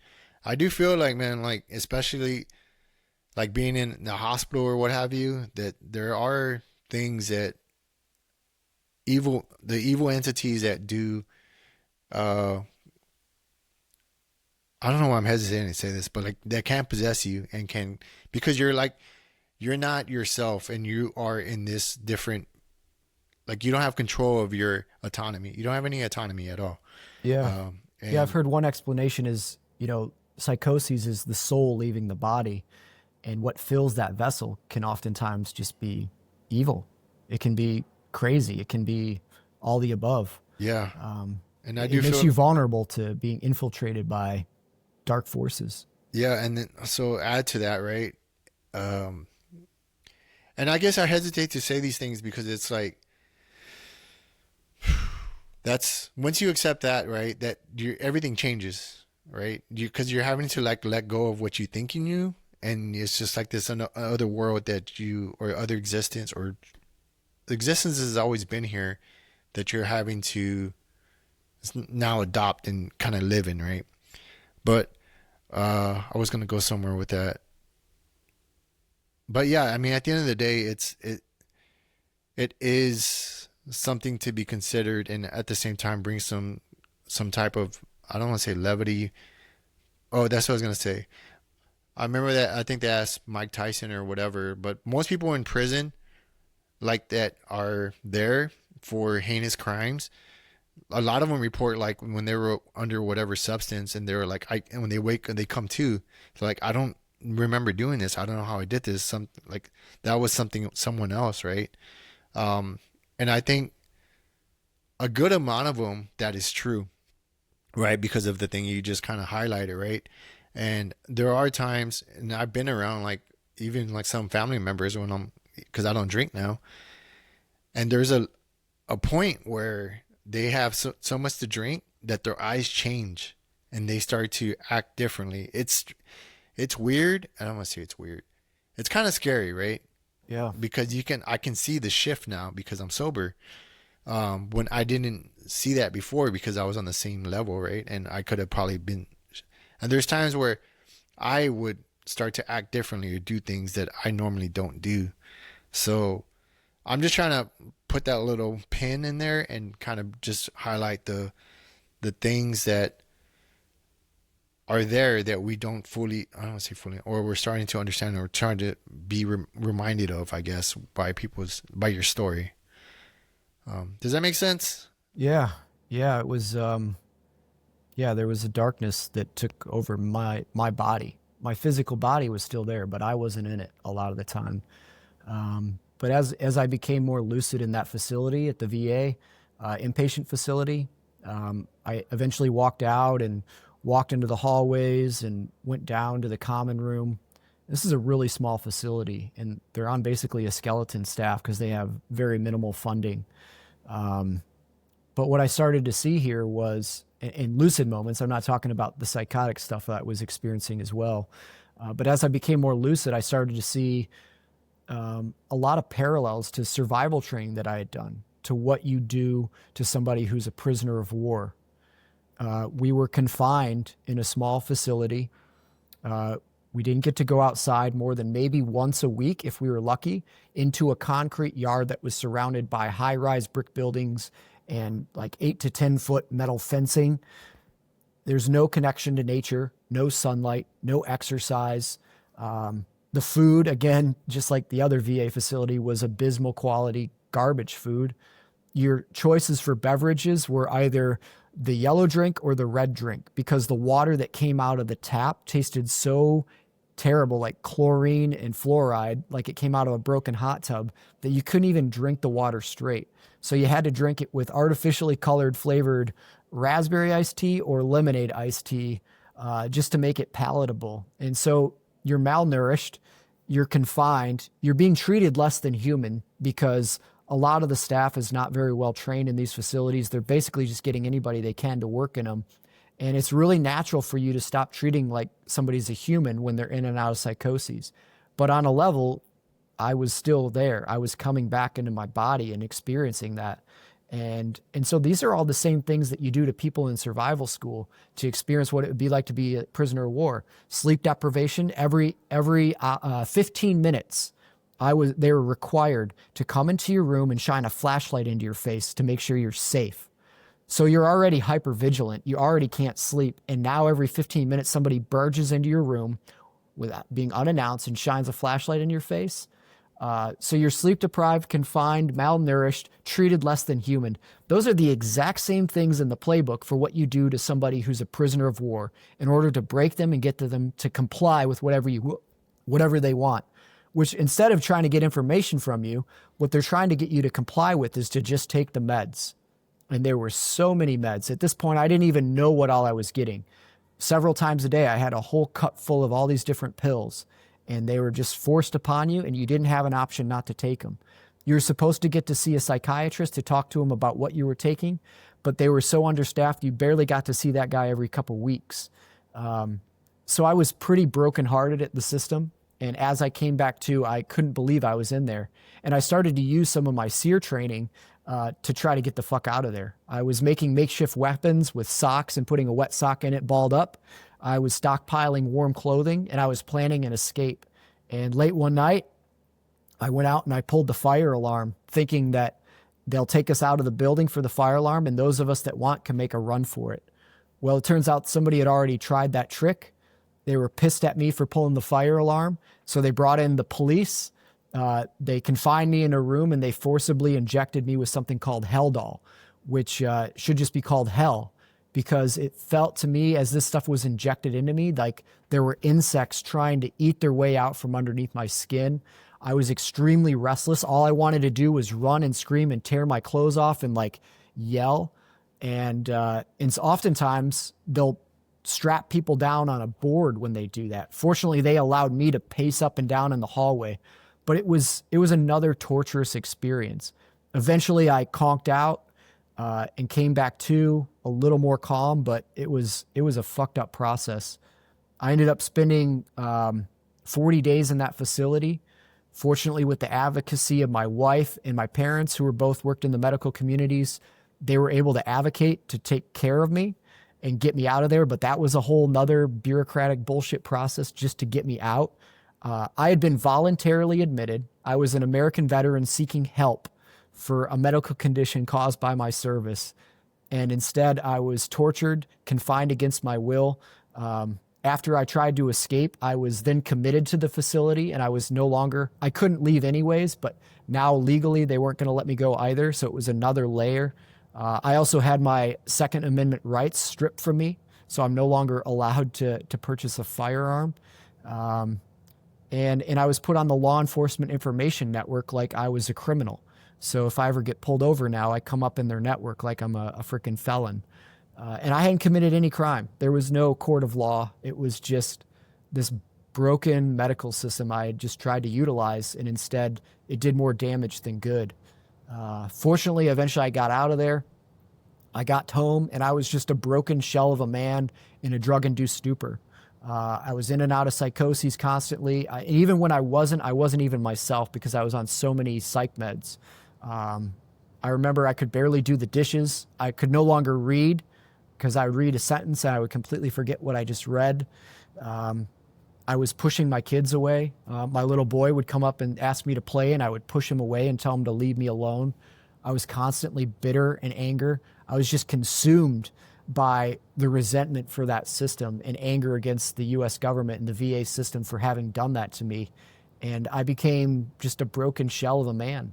I was on the verge of divorce with my wife. The only thing that kept us together was my wife feared, because I was so good at masking my symptoms, that in a court of law, I might gain some custody of our children and would harm them in another psychoses. Yeah. But that was the only thing holding us together for a while.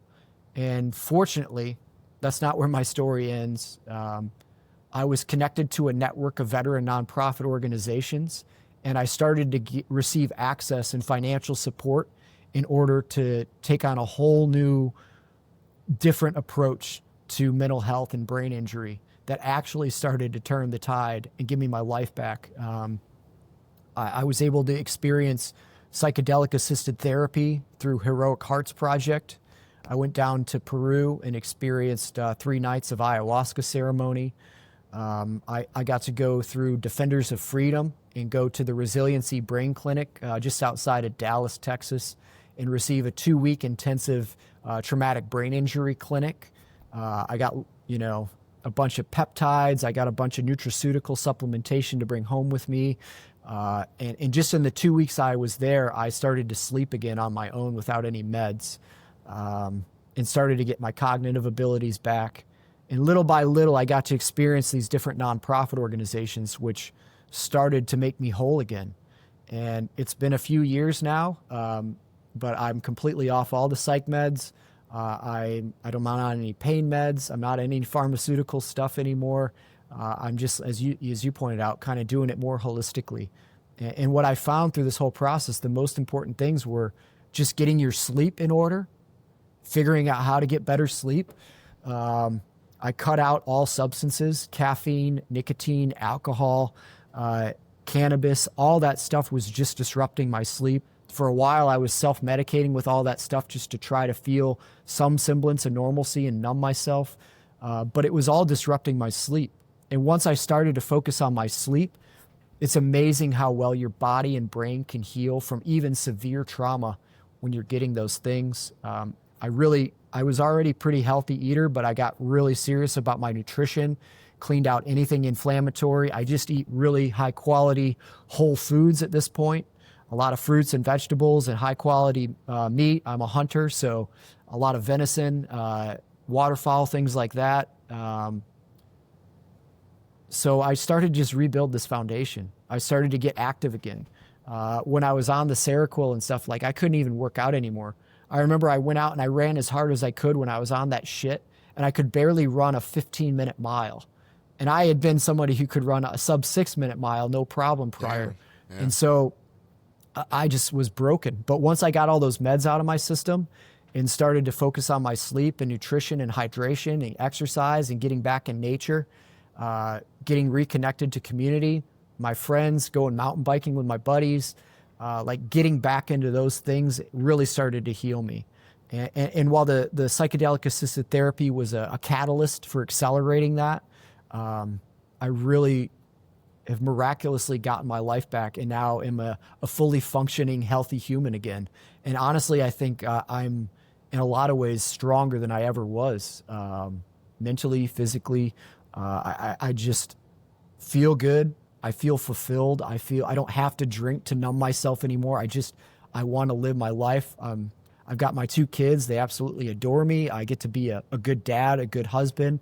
We've reconciled our relationship with MDMA assisted therapy and a couple years of pretty deep counseling. We've been able to heal after everything that we went through together. And now I find myself just deeply filled with gratitude for all that darkness, because without that darkness, I wouldn't have been able to mature to the level that I have. I wouldn't have been able to grow to the level that I have. And now I get to help other people. There's a quote that I love from Carl Jung that says, "No tree can grow to the heavens without roots into hell." And the deeper and darker our experiences in this life are, the higher that we can ascend. And so I'm really thankful for all of this. I don't hold the resentment. I don't hold that bitterness, because that was just burning me alive from the inside. And now, I wrote a book about all this called Phoenix Revival. If you'd like to get more in depth on it, that also has a lot of resources in the back for helping yourself out of any struggles that you may be going through. We all go through these problems. We all have mental health struggles. We all have health challenges. We all go through hard shit in our lives, but it doesn't have to define us. We don't have to be defined by a diagnosis. And even when the docs tell us that's the way we're going to be the rest of our lives and we just have to take our pills and shut up, know that couldn't be further from the truth. And so now I help provide health and performance coaching for people to help them through their process so that they can get their lives back the way I had, and leverage, some of the experiences that I've had and the mistakes I've made in order to accelerate their process and make it that much easier. And now I have a new sense of purpose. I get to be a healer. I get to be a father. I get to be a husband. I get to be a friend. And it's been a miraculous story in so many levels, but so grateful to be here with you and get to share this. I think it's incredible that we live in this age of podcasts, in this free access to information, in order to share this kind of story, because the generations of veterans before us didn't get to share their experiences.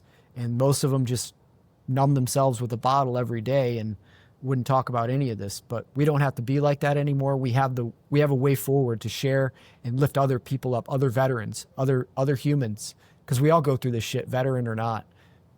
Yeah. And initially when I mean, dude, I'm glad you're here. I'm glad you're not Likewise, just on the son. podcast, but you're here. You have endured and you've reconnected and with yourself, as well as with your wife and your family and your kids, dude. That's amazing. It's an amazing experience and story. And I mean, furthermore, you have the choice to not, share your story or like try to help others. You could just kind of go back to and just focus on your family. I'm not saying you don't do that, but I think it's important. And I say often, like, we're humans and we're not meant to go through this life on our own. And I believe the natives did it. Well, some of the tribes did it best, where the warriors would go off and have their experiences, right, and lose people, and then when they'd come back, they would have like a fire and like share their experiences with the entire village, so they would like kind of share those experiences together, right? And it was one for the warrior to kind of get out that story, and two, for the village, like, or the tribe to learn from their experiences as well, and they weren't going through it on their own. They could kind of share that burden. But furthermore, like, it's like you said, it's the human experience. It's not just veterans. And when I started this podcast, it was more specific to first responders and veterans. But then I quickly realized, like, this is a societal, like, issue, and the It disconnection is. of, especially with social media and everything. I feel like we're going back to the spiritual side. I feel like I'm just gonna say this, like, the ideas that we have are influenced by, and depending on how we choose to do it, like, deal with them. Just because you can create something doesn't mean you should. But, like, so social media on its own, right? I feel like the algorithm is isolating and siloing off each individual based off of their algorithm, and we more and more we're seeing exponentially the disconnection and be able to hold a conversation, especially with the younger generation. Maybe I'm overgeneralizing, and perhaps the newer generation is starting to realize it and self-correct. But with that, it's there's definitely a generation lost in the communication and the coherence of, like, our magnetic fields, and like that, like, being in the same room, that connection, and they have lost the skills to communicate, or with one Yeah. another. Yeah, Um, we live in a, this fear-based society that's very isolating. It's all about status and accomplishment and what have you done to prove your worth as a human being. And it's all about building your own life so you can live in your own house and be independent and separated. And mhm. like the Native Americans and so many other cultures, they were much better at having that community.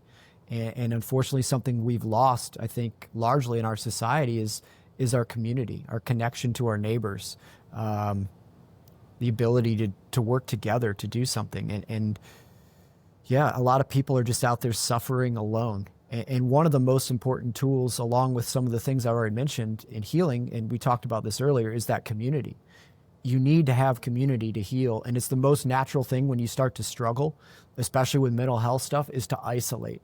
And when you isolate, we die. We are social creatures. We need social connection. And when we just try to do it on our own and we cut ourselves off from everybody, we wither and die. It accelerates our demise because we need that. We are part of something much larger than ourselves. And without that community, we cut that off. Yeah. Excuse me. Going back to, like, sleep, right? And I agree with everything you're saying 100%, dude. Like, the community. So, like, when you lost your community, that probably was like another level of disconnecting, right? And then you started isolating. And same thing with me. Um, Looking back on it, I went from I was calm, communications, and I was a cable dog. So we always were in the field, like, heavy equipment, digging trenches, climbing towers, antennas, etc. We're always outside. When we go TDY deploy, like, we were, it was a tight knit, it was a small community, it was a small career field. And we kind of prided ourselves, like, I think most career fields, right? And we worked hard, played hard together, and we had dark humor just as well. Like, we're maintenance guys. And then my last 5 years, I went through to an acquisitions unit, which is a completely different career field. Didn't know the language, didn't, it was officers, it was like a corporate environment. So going back to community, right? I was enlisted, everyone else was officers or civilians, so there's a fraternization thing. And even though they did their best to try to involve me, I still lost that community, right? That connection. That's something I didn't understand till now. So I lost my tribe, if you will. And then sleep. I didn't realize I was going through sleep deprivation all my career because I had sleep apnea. I didn't know until after I got out of the military, plus drinking and everything else. But I say all that to say, like, community is, like, as you said, it's huge. And if you lose that connection and that sense of purpose, right, and that, furthermore, like, that completion, right? So I was a program manager for radio systems for air operation centers. We like, AOCs, right? We control all the air assets, ground assets, and everything else, right? And I just had the radio portion of that piece of it. And it was cool to go do all these jobs and stuff, but at the same time, I kind of felt lost, right? And I started drinking, but at the same time, it was important because I, since I had the downtime, that's when everything started to come in, right? And it wasn't just sense of tribe or loss of that. It was kind of stuff that I experienced in the military, and then childhood. And that's something I really didn't start factoring into the last 3 years or so. So you had alluded to the idea of like your childhood growing up, like kind of setting the tone for being scrappy, Yeah. and kind of looking back on it, like what was that like, and how did that prepare you to endure everything you've endured? Like what was your family Yeah. life like? Yeah. Yeah, I've never really gone that deep on this in podcasts because it's pretty personal. I But mean, share what you want. If not, um, like, yeah, I mean, I had, I had largely a good upbringing. My parents were both working professionals. My mom's a physician. My dad was a health inspector, and so we had a comfortable middle class life. But before I was born, my mom and dad had a daughter, and she was stillborn. And so my mom just had the severe depressive episode after losing her baby girl. You know, she had the baby and held a dead baby in her arms and lost her. damn, And it was extremely traumatic for her. And they ended up having me a year later. But she was still dealing with the depression from that. And I think she was afraid to connect to me because she didn't want to lose me. And so there was this wall between us. And I was this newborn little baby boy that wanted to be held and loved. And instead it was kind of like I didn't get that connection with my mom. My dad was an orphan. He went through a hard childhood, and emotionally he wasn't terribly available as a kid. He was there and did a lot for me. He taught me a lot and was a good dad, but emotionally there was never really a bond between me and my parents. And so, there's a lot of different kinds of traumas that can happen to people. But not being loved by the people that you need love from the most is also pretty traumatic for a little baby. And so I just never learned how to love or be loved. And as I grew up, I remember feeling pretty isolated from people and never connecting to people on a deep level. And ended up, I was an undersized dude. I ended up getting picked on. I ended up getting in fights, learned how to fight. And so I would actively fuck people up if they said anything about me. And that was just who I was. It was this little ball of rage, cut off from love for most of my childhood. And so I had that fire from a really young age that I think was instilled in me, which probably is what led me to be a fighter pilot. You see, these childhood traumas are things that drive a lot of guys in like the special forces community, especially. They've got some serious childhood trauma, and a lot of people in the military. But that I think is what drove me in to become a fighter pilot. Is I think I needed to prove to the world that I was worth loving. I needed to do something superhuman in order for people to accept me. And I was just basically fueled by rage for a good portion of my life. And it got me through some dark shit. Rage is a powerful fuel, but it's freaking hard on the engines. It's like nitroglycerin. And through this healing process and through all the trauma and coming out the other side and into psychedelics and into the world of indigenous medicine and the spirituality that arose from that, I found a love in my heart, and I've been able to not rely on that rage anymore and love myself and love others in a way that I don't think I could have had I not experienced all that. But there's too many coincidences for them to be accidental for all of this to have happened the way it has. And it was all in my eyes for a reason. I went through that so I could go through this really brutal challenge in life to come out the other side of that gauntlet and be able to serve in the capacity that I can now and share this story. Being able to articulate this challenge and darkness that so many people are struggling with individually and on their own. And this is throughout our society, as you pointed out. Like, we're all going through hard shit. We're all going through these dark times. And I feel I was blessed with this gift to be able to share my perspective and story and now help raise others up. And it wouldn't have happened had not all these things lined up. Had I not had that childhood rage, had I not had that early trauma, had I not, it was just one thing after another led this path. And it's beautiful when you look back at it to see how the process can work sometimes. Yeah, man, I appreciate you sharing it. I was like, I always tell people like, hey man, share what you want. And at the end of the day, you have the choice, right? I'm getting better about that. I always try to protect the guests. I'm like, hey man, like I can cut this out if you want. But childhood is huge in the way we grow up. And I speak for myself, but like we often minimize like what we went through as kids until we kind of grow up and then appreciate it, right? Because we don't know any better. Like I've seen more people killed, OD, been shot at more times, and had more turmoil in my household. Like it was just chaos, right? My mom, and I'm waiting for like my family to give me shit about talking about this, but I speak about it from a place of respect and reverence and appreciation for what my parents went through, right? And I understand that they were doing the best that they could with what they had, right? Yeah. And I look at their life, the complex traumas that my mom went through. My grandfather shot himself. She blamed herself for that. And I'm pretty sure everyone in their family kind of had they felt accountable on some level for it, right?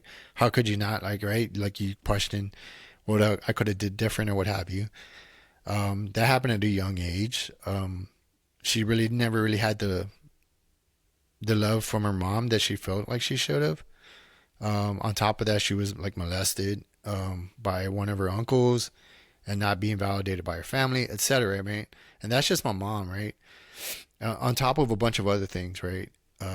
And then I saw her deal with addiction, going back to pharmaceuticals, and not understanding what Ambien did, like not understanding the side effects. She lost her job, which was a sense of purpose. It was a job she loved. She used to drive the bus for the city. She was real proud about it, man. And so she lost her sense of purpose, didn't understand like why she lost her job. She didn't remember driving to work. She would like, when people take Ambien, they kind of lose their track of like they're still operating, but they're not operating. You know what I mean? Yeah. So she lost her job, lost her sense of purpose. Furthermore, like my dad was gone a lot working. He struggled with substance abuse as well. And then plus the neighborhood we grew up in. So I say all that to say like it shaped me and my family each individually, right? Because the kids, even though they grow up together, their life experiences are perceived differently by the way the traumas affect them or what have you. We couldn't be like any more different from one another, even though we grew up in the same household. But yeah, I think it's important to understand for anybody listening that has to be factored in, and to not necessarily like be in a place of victimhood, but more so like a place of appreciation and understanding, because that is relevant and relative to where we exist today and how we see the world. So once you understand that, then you can kind of move forward and understand why you see the things the way you see the world, the way you see them. And on top of that, the things that don't serve you, if it's negatively impacting your life, to like start to shift that perspective. But a lot of people won't focus on their childhood because it's not always fun to look at, or Furthermore, like, or it's not even considered because it's just like, you know what I mean? Like, it's not really Yeah. appreciated or factored And because it's and a lot of times you don't even know that that stuff's there. Like I didn't even realize I had any childhood trauma until I went through Iboga and went back into the womb of my mom, who's whoa, going through her medical residency, basically living on Diet Coke and not sleeping and constantly stressed out. And like as I was growing inside of her, it was just chaos and constant stress hormones. And then immediately after she gave birth to me, she was home for a little bit, never connected because of her trauma. And then, went right back into her medical residency and I almost never saw her. So it was like I didn't know any of that. And I didn't even understand that that was even a trauma really at first, but Iboga showed me that. And when I went into a lot of these psychedelics, I thought I was going to be dealing with, all the trauma from the accident, the trauma in the hospitals, like the trauma in the mental health facility. But no, it was childhood stuff was the core of the focus of those experiences. And a lot of people don't even realize that's there until maybe they gain access through other means. right. And iboga, is that the toad, or what? It was iboga. No, Iboga is it's an African root from a shrub. Okay. It's a boga tree. It's an incredibly powerful It might a lot of people say it's the most powerful psychedelic substance there is. It's incredibly healing. It resets the dopamine system, so any sort of addiction you're working with can be immediately reset. They make ibogaine out of iboga, and a lot of folks are doing ibogaine treatments for dealing with this stuff. But it's like a whole nervous system reset, dopamine system reset. It heals the nervous system. It causes rapid neuroregeneration, neuroplasticity. It basically resets you to get to be whatever version of yourself you want to become on the back end. And you still have to do the work with it. You still have to change your habits. And if you just hop back into old harmful habits, you can find yourself right back down the same hole. But at least it gives you a little room to breathe and make some conscious changes out the backside. But yeah, I mean, at this point, I've used psilocybin, ayahuasca, iboga a couple times, 5-MeO DMT or bufo, MDMA assisted therapy, and I found just incredible healing from all of these different looks. They're different perspectives on the same thing, which is there's something much larger than ourselves that we're part of, and it puts you in touch with that and is an incredible catalyst for healing when done properly, when done with the proper dosage in a ceremonial environment and with support on the front and back end of it and integration and the willingness to change. It's an incredible modality. And that's key. I'm glad you brought that up, and I've talked about that before. It's like there are many ways to heal, and people need to find what works for them, and not everyone is. If they have like precursors for psychosis or anything, minus like any type of external substance causing the psychosis, like they should probably stay away from like certain psychedelics. But it's key to understand that you can go through all these ceremonies, but if you don't take the lessons learned and make the changes, then you're just gonna find yourself right back where you're at. So it's like doing the work, right? Like that's kind of cliche now, but because Yeah, it's true. yeah, I feel like I've talked to some folks, and I've listened to some podcasts, and it's real easy to like chase the journey, if you will, and continue to. Yeah.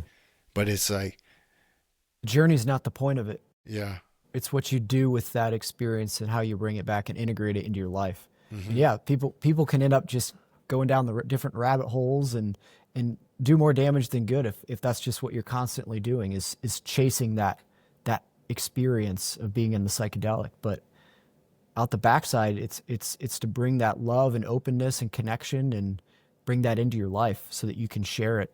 And I've been fortunate to go into a meditation program, which I never thought I'd be a meditator, but now I instruct meditation through what's called the Wisdom Dojo.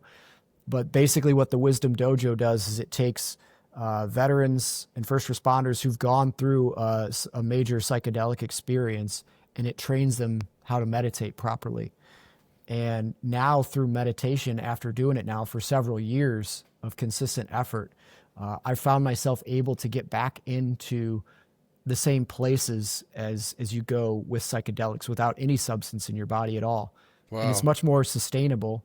And I think that shamanic approach of using the psychedelic medicine or indigenous medicine combined with this kind of yogic path to meditation, when you put them together, it's a really incredible combination. And I can't tell you how many people I've seen just have profound life-changing experiences through that combination, and able to just find peace again in life and live from a peaceful place instead of an anxiety-ridden, fear-driven state of anxiety that so many of us can find ourselves wrapped up into when we live in the society that just culminates this monkey mind that's constantly task saturated and constantly striving for the next thing, striving for the next purchase, striving for the more financial. Like, we live in a world that's designed to drive you out of all this stuff, but you can get back to it. You can get back to these more healthy states of being when done properly. Yeah. And so two questions. Well, one, I'm going to make a point and then ask a question about the type of breathing you guys do.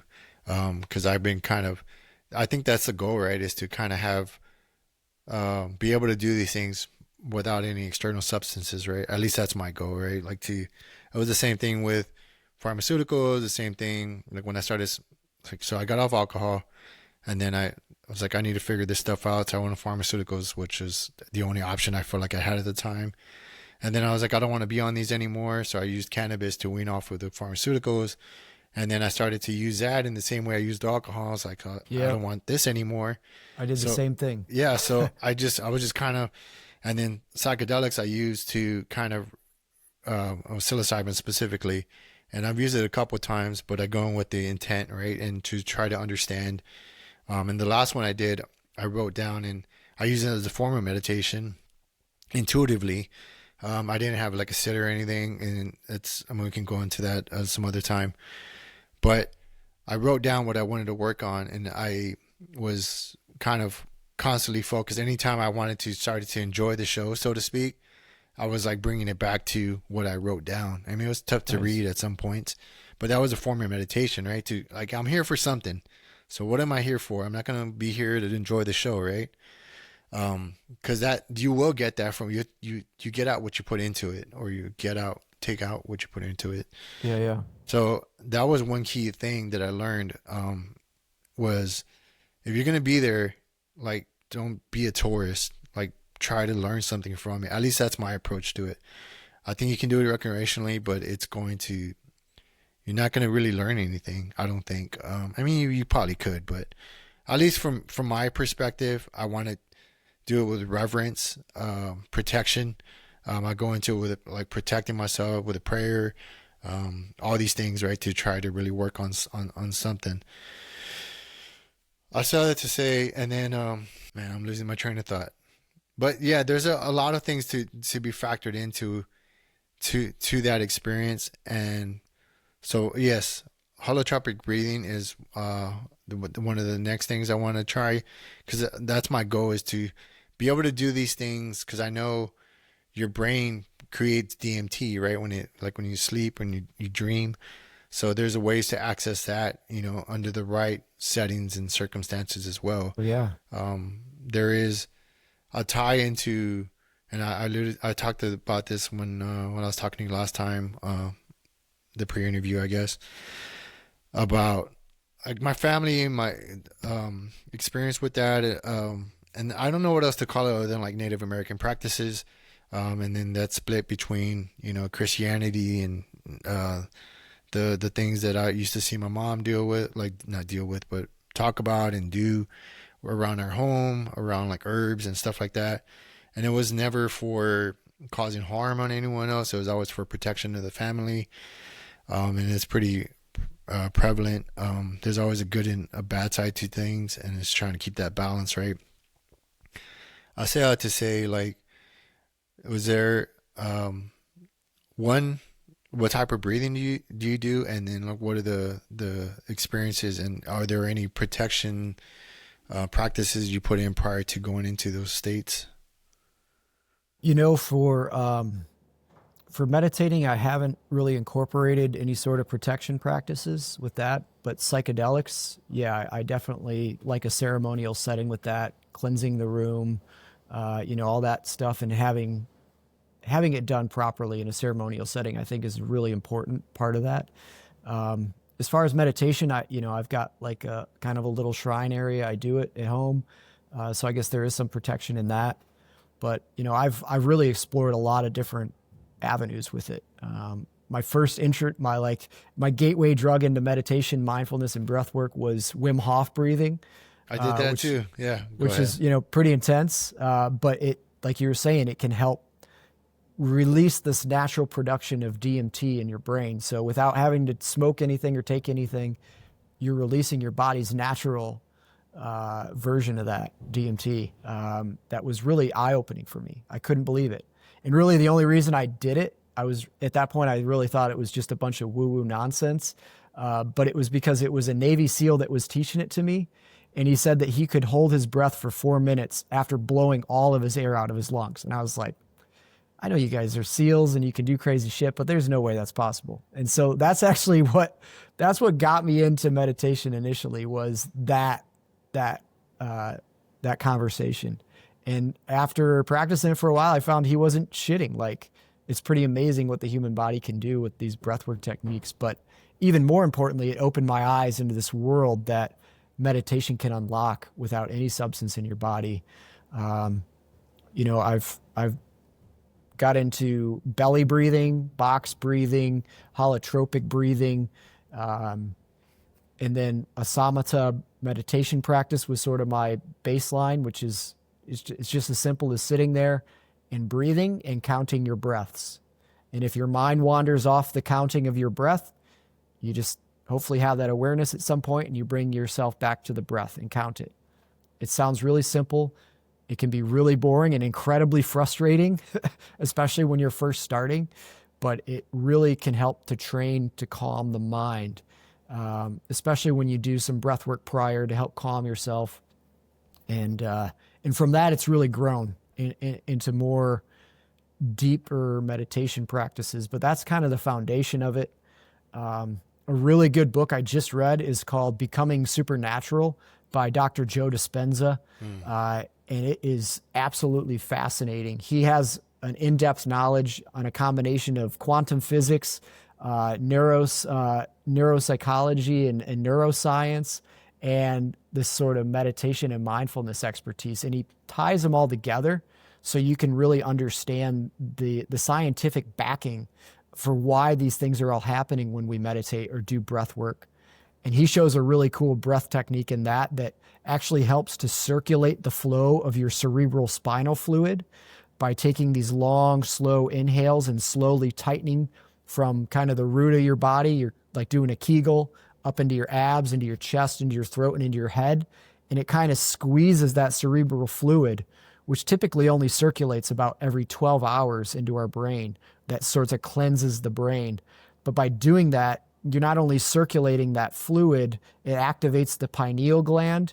It circulates, whatever you think about energy, it helps to circulate energies through the body that can be trapped in the lower three chakras up into the higher chakras of the body.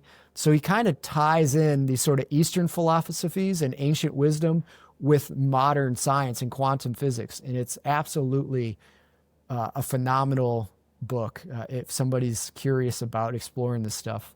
Yeah, definitely. I definitely need to read that because I've kind of been going down the same path. I went to Joe Dispenza, some YouTube videos, heard some lectures.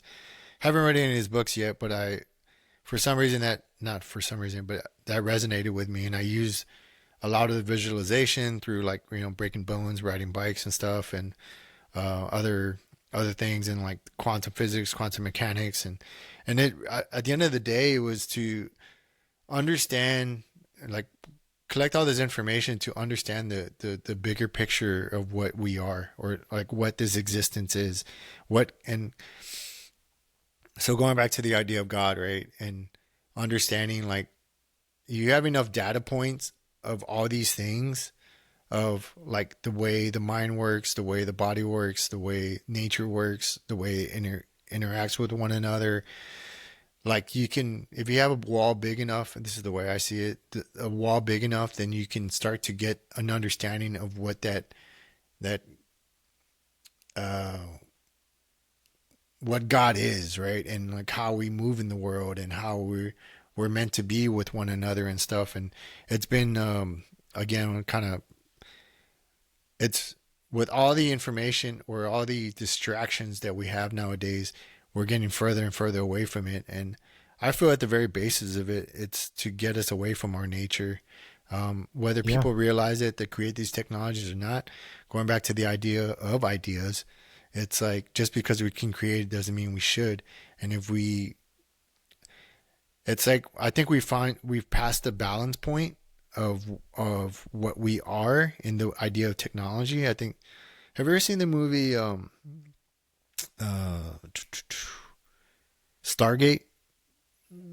Okay, I mean this is kind of an extreme example, and like the god in that was probably, but the idea of like um the idea of understanding, so our creator, right, if like, hey, you have everything you need in this world, you just, it's right here, right? Just, you got food, you got sunlight, you got water, you got all these things, right? That's kind of in this perfect balance, right? um and you don't need anything more, right? Everything you have here is provided. And then I don't know, you start to create these technologies, and the more technologies you create, you come out of that balance. And then we become like, fast forward right to this existence now, we become sick as a culture, right, especially Western culture, by, you know, putting us in houses. We're like losing our vitamin D. We are trying to, like, there's so many of us, right, because now people are living longer because of technology. And we are having to put the water in pipes that is creating, like, I don't know if you've ever gone down the path of like water, and like the water having memory. Have you gone down that? Yeah. And Yeah. like We, our how our intentions can manipulate the molecular structure of water. yeah. Yeah. They've been proving it with quantum physics and Yeah. experiments. So all those things, right? And so we've gotten so far away from what we this world we live in, and what we're designed to exist and coexist. And through those ideas, it's like people, um, like AI, right? AI, yes, it could be a convenient tool, and I use a very small amount of it to, like, with the editing of the podcast or what have you. But when we start to use it so much that we start to lose our own curiosity, our own ability, then we start to become something else, right? And I feel like that's where we're going, is into this synthetic, um, where people are starting to talk about uploading their consciousness into a server somewhere so they can like live forever, right? Yeah. And I don't think it's going to be, maybe that's the next evolution of where we're supposed to go. But I don't, for me personally, I want to go like in the opposite direction. Not like so much so where, I like to fantasize about living in, or in a tribe, off the land. But that's a hard life as well. Yeah. There's definitely some happy medium, but this new Yeah. I think you existence, can. yeah, is not. I, I, Go I ahead. think there's a balance. I think there's a balance again between like Eastern and Western medicine. There's a balance between enjoying some of the technologies we have, but at the same time, we have this system, all these industries that they really want to keep things the way they are. And there is almost like an intentional effort to make people disconnect from community and spirituality and their health and nature, because that drives those industries, that drives the pharmaceutical industry, that drives people buying copious amounts of shit. Like there's a lot of industry that relies on us being broken and sick and maybe they're not evil, but they're interested in profit. And so I think we're kind of in this time where people are recognizing that, and we're starting to kind of swing that pendulum the other way, where more people are moving to areas that are in nature. More people are like not doing the corporate thing anymore. Like more people are breaking out of that system because we see where it's been going, and it's not a healthy thing. But does that mean that we shouldn't be able to enjoy some of the technology? Like I think we can have a little of both. But you're absolutely right. There's an imbalance that's been happening, that's been making people sick and miserable. Yeah, and I agree with you too. Yeah, and at the end of the day, it's impacting and changing myself first and our circles, and it's recognizing what's going on and then starting to make the changes to for the better for our lives, right? And it's I've tried to have these conversations with other folks, and you can tell some folks are just not ready or even willing to consider the idea of even spirituality in itself and like good and evil, right? Yeah, you kind of have to discover it on your own. Yeah, You can't force anybody into believing anything. right. And had I not had my own direct experiences with those things, I don't think I would have, Yeah, believed it either. yeah. But what's the name of your book again? Phoenix Revival. Phoenix Revival. I have it in my cart. I want to read that and get into it and support you in that way. There's a lot more to the story that we didn't get into today, so it's a good read. Yeah, definitely. We'll leave that for the listeners. I'll put a link below. And where can people find you? You can find me on my website, kegangill.com. That's got links to all my social media stuff. I've got a pretty good following on Instagram. If you go to @KeganSmurfGill on Instagram, you'll find me on there. But all my other stuff, if you just go to my website, kegangill.com, you'll find lots of stuff, how to get in touch with me, how to schedule a session with me if you'd like to do any sort of coaching, if you need help going through the same process to get your health back. That's what I do. So yeah, please reach out. Please send me a DM or whatever way you prefer, and I'll get you rocking. Well, Kegan, I was saying your name wrong this whole time. I was saying Keegan. Oh, it happens all the time, man. A-hole, man. It's Kegan like a keg of beer is the easiest way to remember. Like a keg of beer.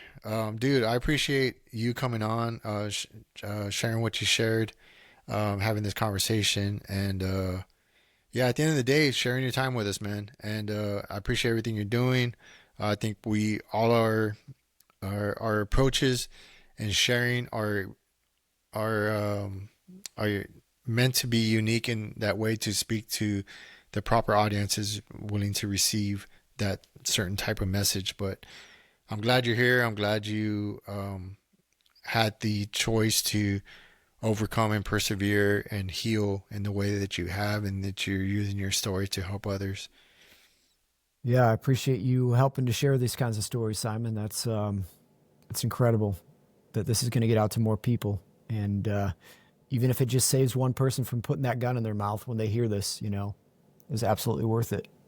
Yes, sir, man. I agree. And that's what I kind of keep going back to. If it helps one person, and then it did its job, man. Sadly, and not to take this in, let's just end in a positive note. I'll tell you afterwards. But thank you for your time, dude. And hopefully we get to have another one if you enjoyed yourself on this one, and get into more philosophical, even talk about Carl Jung or anything else. All right. I'm a fan of him as well. And just kind of just shoot the shit, man. All right. Well, thanks for your time, Simon. Appreciate it. Thank you.